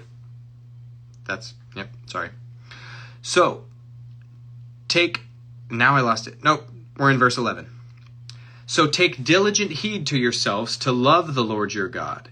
For if you go back and cling to the rest of these nations, these which remain among you, and intermarry with them, so that you associate with them and they with you, know with certainty that the Lord your God will not continue to drive these nations out from before you. But in your eyes you will perish from off this good land which the Lord your God has given you. Now behold, today I am going the way of all the earth, and you know in all your hearts and all your souls that not one word of all the good words which the Lord your God spoke concerning you has failed. All have been fulfilled for you, not one of them has failed. It shall come about that just as the good words which the Lord your God spoke to you have come upon you, so the Lord will bring upon you all the threats until he has destroyed you from off this good land which the Lord your God has given to you. When you transgress the covenant of the Lord your God, which he has commanded you, and go and serve other gods and bow down to them, then the anger of the Lord will burn against you, and you will perish quickly from off the good land which he has given you. Last chapter of Joshua, chapter 24. Then Joshua gathered all the tribes of Israel to Shechem, and called for the elders of Israel, and for their heads, and their judges, and their officers, and they presented themselves before God. Joshua said to all the people, Thus says the Lord, the God of Israel, from ancient times your fathers lived beyond the river, namely Terah, the father of Abraham, and the father of Nahor, and they served other gods. Then I took your father Abraham from beyond the river and led him through all the land of Canaan, and multiplied his descendants and gave him Isaac. To Isaac I gave Jacob and Esau, and to Esau I gave Mount Seir to possess it. But Jacob and his sons went down to Egypt. Then I sent Moses and Aaron, and I plagued Egypt by what I did in its midst. And afterward I brought you out. I brought your fathers out of Egypt. And you came to the sea, and Egypt pursued your fathers with chariots and horsemen at the Red Sea. But when they cried out to the Lord, he put darkness between you and the Egyptians, and brought the sea upon them and covered them. And your own eyes saw what I did in Egypt. And you lived in the wilderness for a long time. Then I brought you into the land of the Amorites, who lived beyond the Jordan, and they fought with you, and I gave them into your hand, and you took possession of their land when I destroyed them before you. Then Balak, the son of Zippor, the king of Moab, arose and fought against Israel. And he sent and summoned Balaam, the son of Beor, to curse you. But I was not willing to listen to Balaam, so he had to bless you, and I delivered you from his hand. You crossed the Jordan and came to Jericho, and the citizens of Jericho fought against you, and the Amorite, and the Perizzite, and the Canaanite, and the Hittite, and the Girgashite, and the Hivite, and the Jebusite. Thus I gave them into your hand. Then I sent the hornet before you and drove out the 2 kings of the Amorites from before you, but not by your sword or bow. I gave you a land on which you had not labored, and cities which you had not built, and you lived in them. You are eating of vineyards and olive groves which you did not plant. Now, therefore, fear the Lord and serve him sincerely, in sincerity and truth, and put away the gods which your fathers served beyond the river in Egypt, and serve the Lord. If it is disagreeable in your sight to serve the Lord, choose for yourselves today whom you will serve, whether the gods which your fathers served, which were beyond the river, or the gods of the Amorites in whose land you are living. But as for me and my house, we will serve the Lord. The people answered and said, Far be it from us that we should forsake the Lord to serve other gods. For the Lord our God is he who brought us and our fathers up out of the land of Egypt from the house of bondage, and who did these great signs on our sight, and preserved us through all the way in which we went, and among all the peoples through whose midst we passed. The Lord drove out from before all us the peoples, even the Amorites who lived in the land. We also will serve the Lord, for he is our God. Then Joshua said to the people, You will not be able to serve the Lord, for he is a holy God. He is a jealous God, and he will not forgive your transgressions or your sins. If you forsake the Lord and serve foreign gods, then he will turn and do you harm and consume you after he has done good to you. The people said to Joshua, No, but we will serve the Lord. Joshua said to the people, You are witnesses against yourselves that you have chosen for yourselves the Lord to serve him. And they said, We are witnesses. Now therefore put away the foreign gods which are in your midst, and incline your hearts to the Lord, the God of Israel. The people said to Joshua, We will serve the Lord our God, and we will obey his voice. So Joshua made a covenant with the people that day, and made for them a statute and an ordinance in Shechem. And Joshua wrote these words in the book of the law of God. And he took a large stone and set it up there under the oak that was by the sanctuary of the Lord. Joshua said to all the people, Behold, this stone shall be for a witness against us, for it has heard all the words of the Lord which he spoke to us. Thus it shall be for a witness against you, so that you do not deny your God. Then Joshua dismissed the people, each into his inheritance. It came about after these things that Joshua the son of Nun, the servant of the Lord, perished, being 110 years old, and they buried him in the territory of his inheritance in Timnath Serah, which is in the hill country of Ephraim, on the north of Mount Gaash. Israel served the Lord all the days of Joshua and all the days of the elders who survived Joshua, and had known all the deeds of the Lord which he had done for Israel. Now Egypt buried the bones of Joseph, which the sons of Israel brought up from Egypt at Shechem, in the place of the ground which Jacob had bought from the sons of Hamor, the father of Shechem, for 100 pieces of money. And they became the inheritance of Joseph's son. And Eleazar, the son of Aaron, perished, and they buried him at Gibeah of Phinehas, his son, which was given him in the hill country of Ephraim. All right, that's Joshua. That's the book of Joshua right there. So we've done Genesis, Exodus, Leviticus, Numbers, Deuteronomy, and Joshua. That's pretty good. I'm going to give you a little sneak peek at Judges. We'll definitely finish Judges tomorrow. Yeah, there's only 21 chapters in Judges. And then we've got Ruth. Oh, man. Ruth is a quick read, but it's a good one.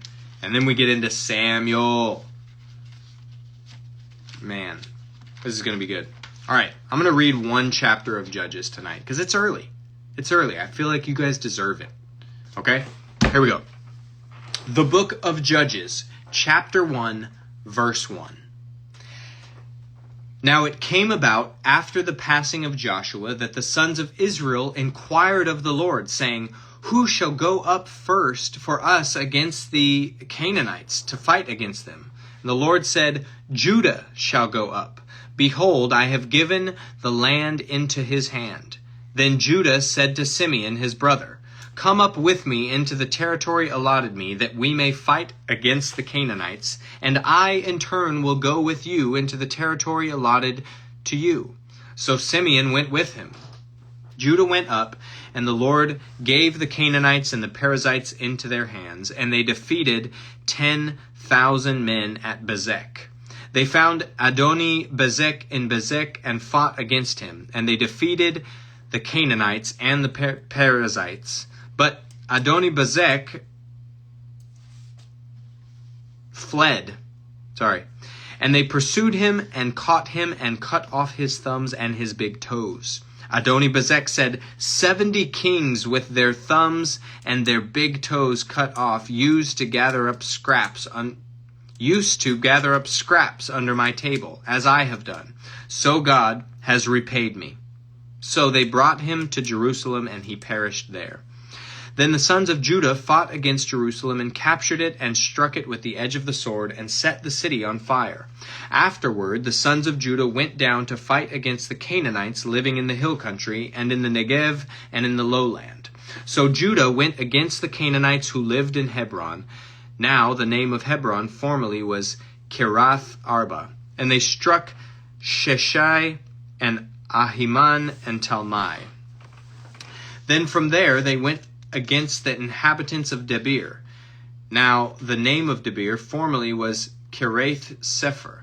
And Caleb said, The one who attacks Kiriath Sepher and captures it, I will even give him my daughter Achsha for a wife.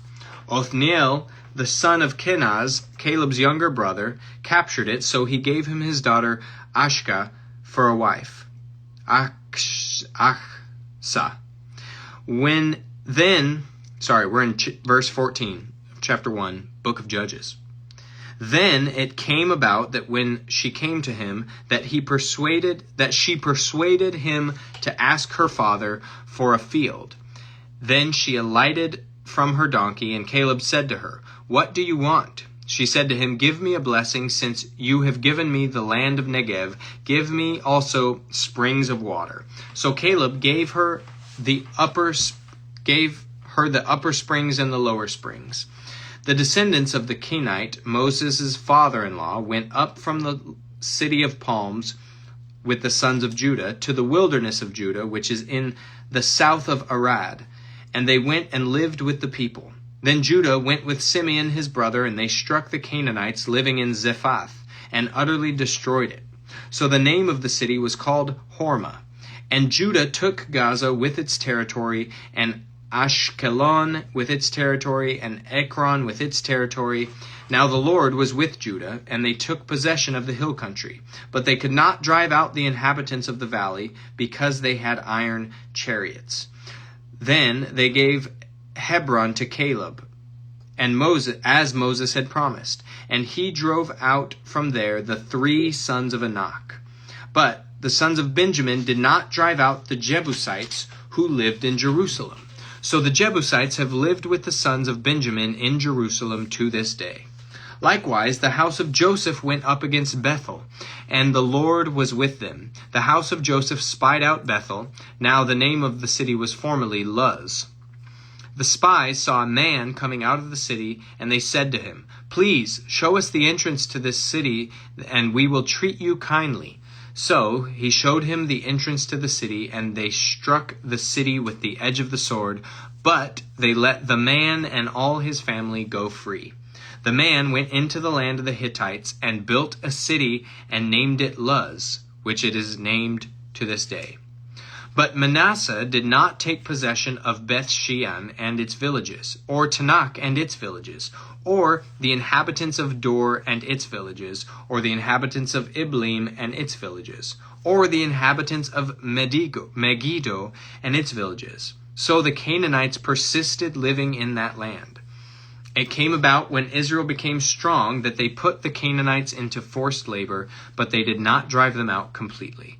Ephraim did not drive out the Canaanites who were living in Gezer, so the Canaanites lived in Gezer among them. Zebulun did not drive out the inhabitants of Kitron, or the inhabitants of Nahalol, so the Canaanites lived among them and became subject to forced labor. Asher did not drive out the inhabitants of Akko, or the inhabitants of Sidon, or of Ahlab, or Akzib, or Helba, or of Aphik, or of Rehob. So the Asherites lived among the Canaanites, the inhabitants of the land, for they did not drive them out. Naphtali did not drive out the inhabitants of Beth-shemesh, or the inhabitants of Beth-anath, but lived among the Canaanites, the inhabitants of the land, and the inhabitants of Beth-shemesh and Beth-anath became forced labor for them. Then the Amorites forced the sons of Dan into the hill country, for they did not allow them to come down into the valley. Yet the Amorites persisted in living in Mount Heres, in Aijalon and Shaalbim. But when the power of the house of Joseph grew strong, they became forced labor. The border of the Amorites ran from the ascent of Akrabim, from Selah and upward. You guys want one more verse? One more chapter? Let's do it. Let's do one more chapter. Now, this is chapter 2.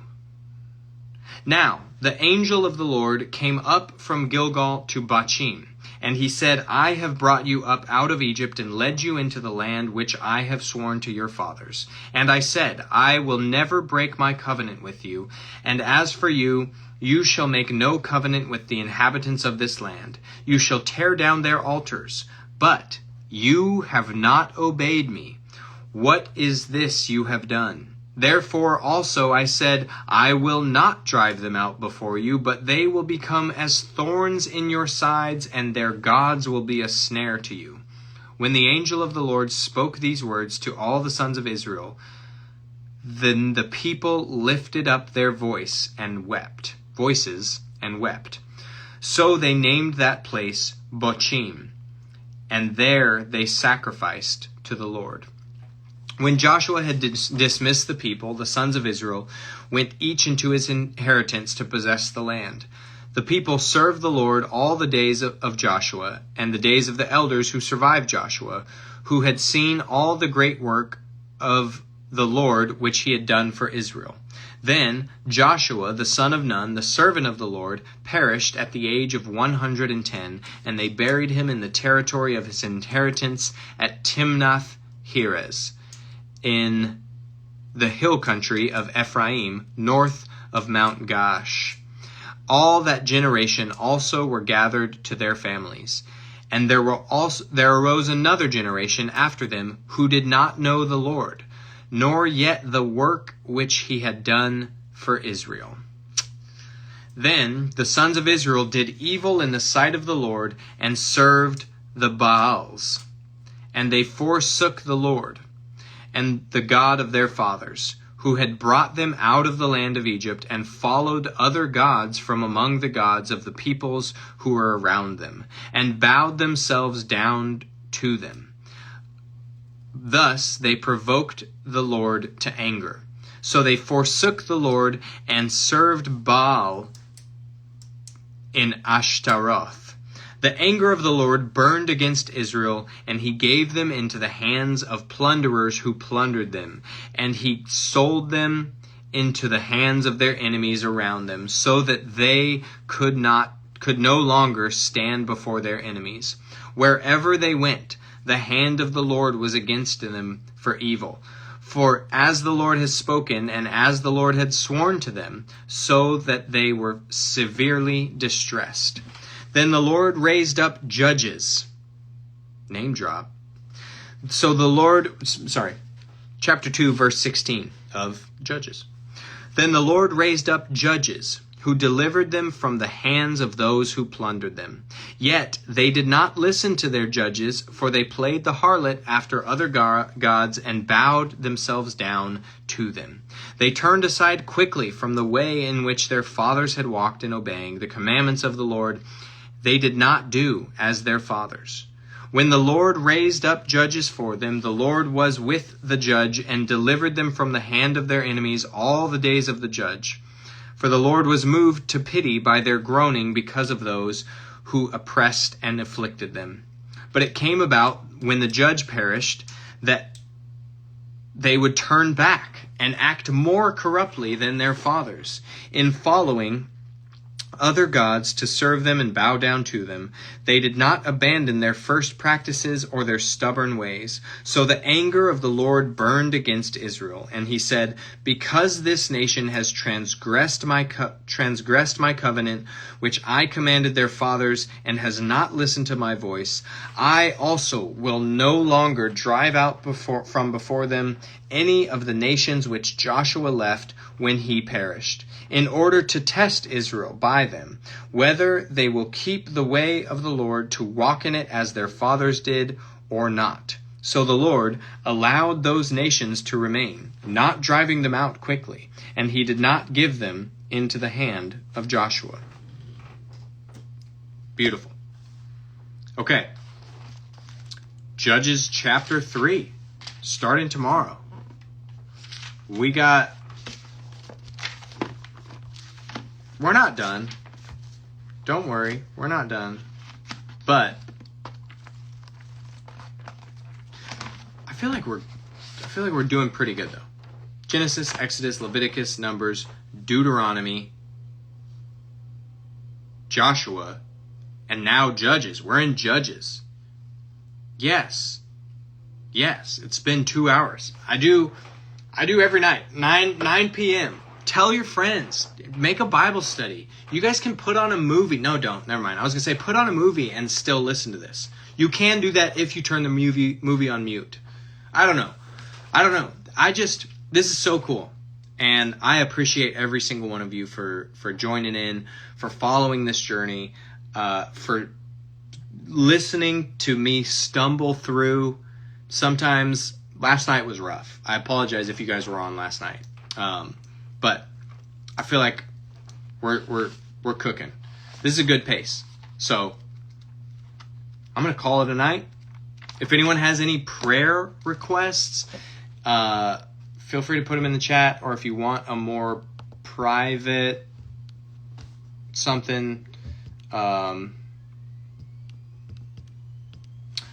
got a Discord link. I forgot what it's called. A Discord link. I don't know what Discord is either, but people were suggesting it. But basically, you can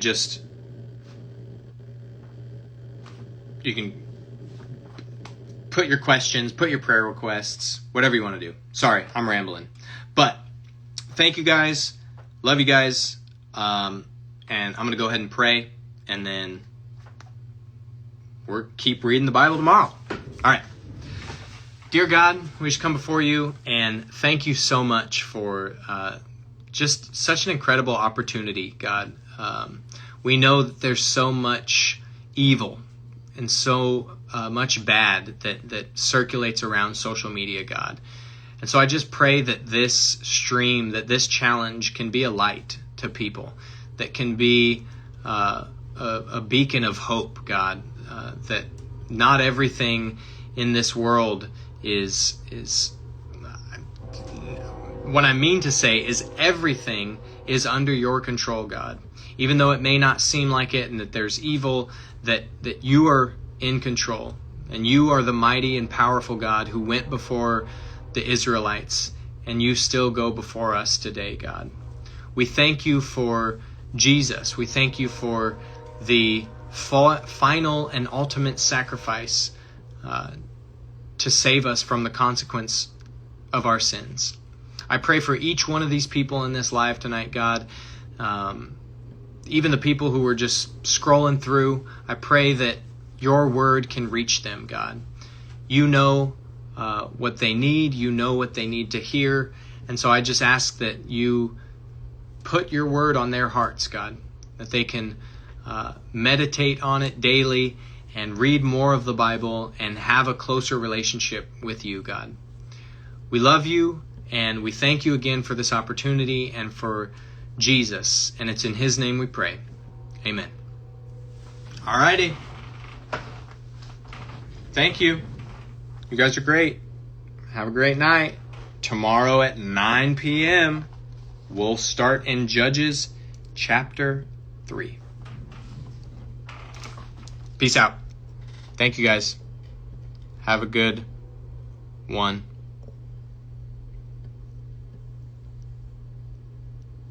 How do I? Oh. 1 second. 1 second. Give me 1 second. Oh, okay.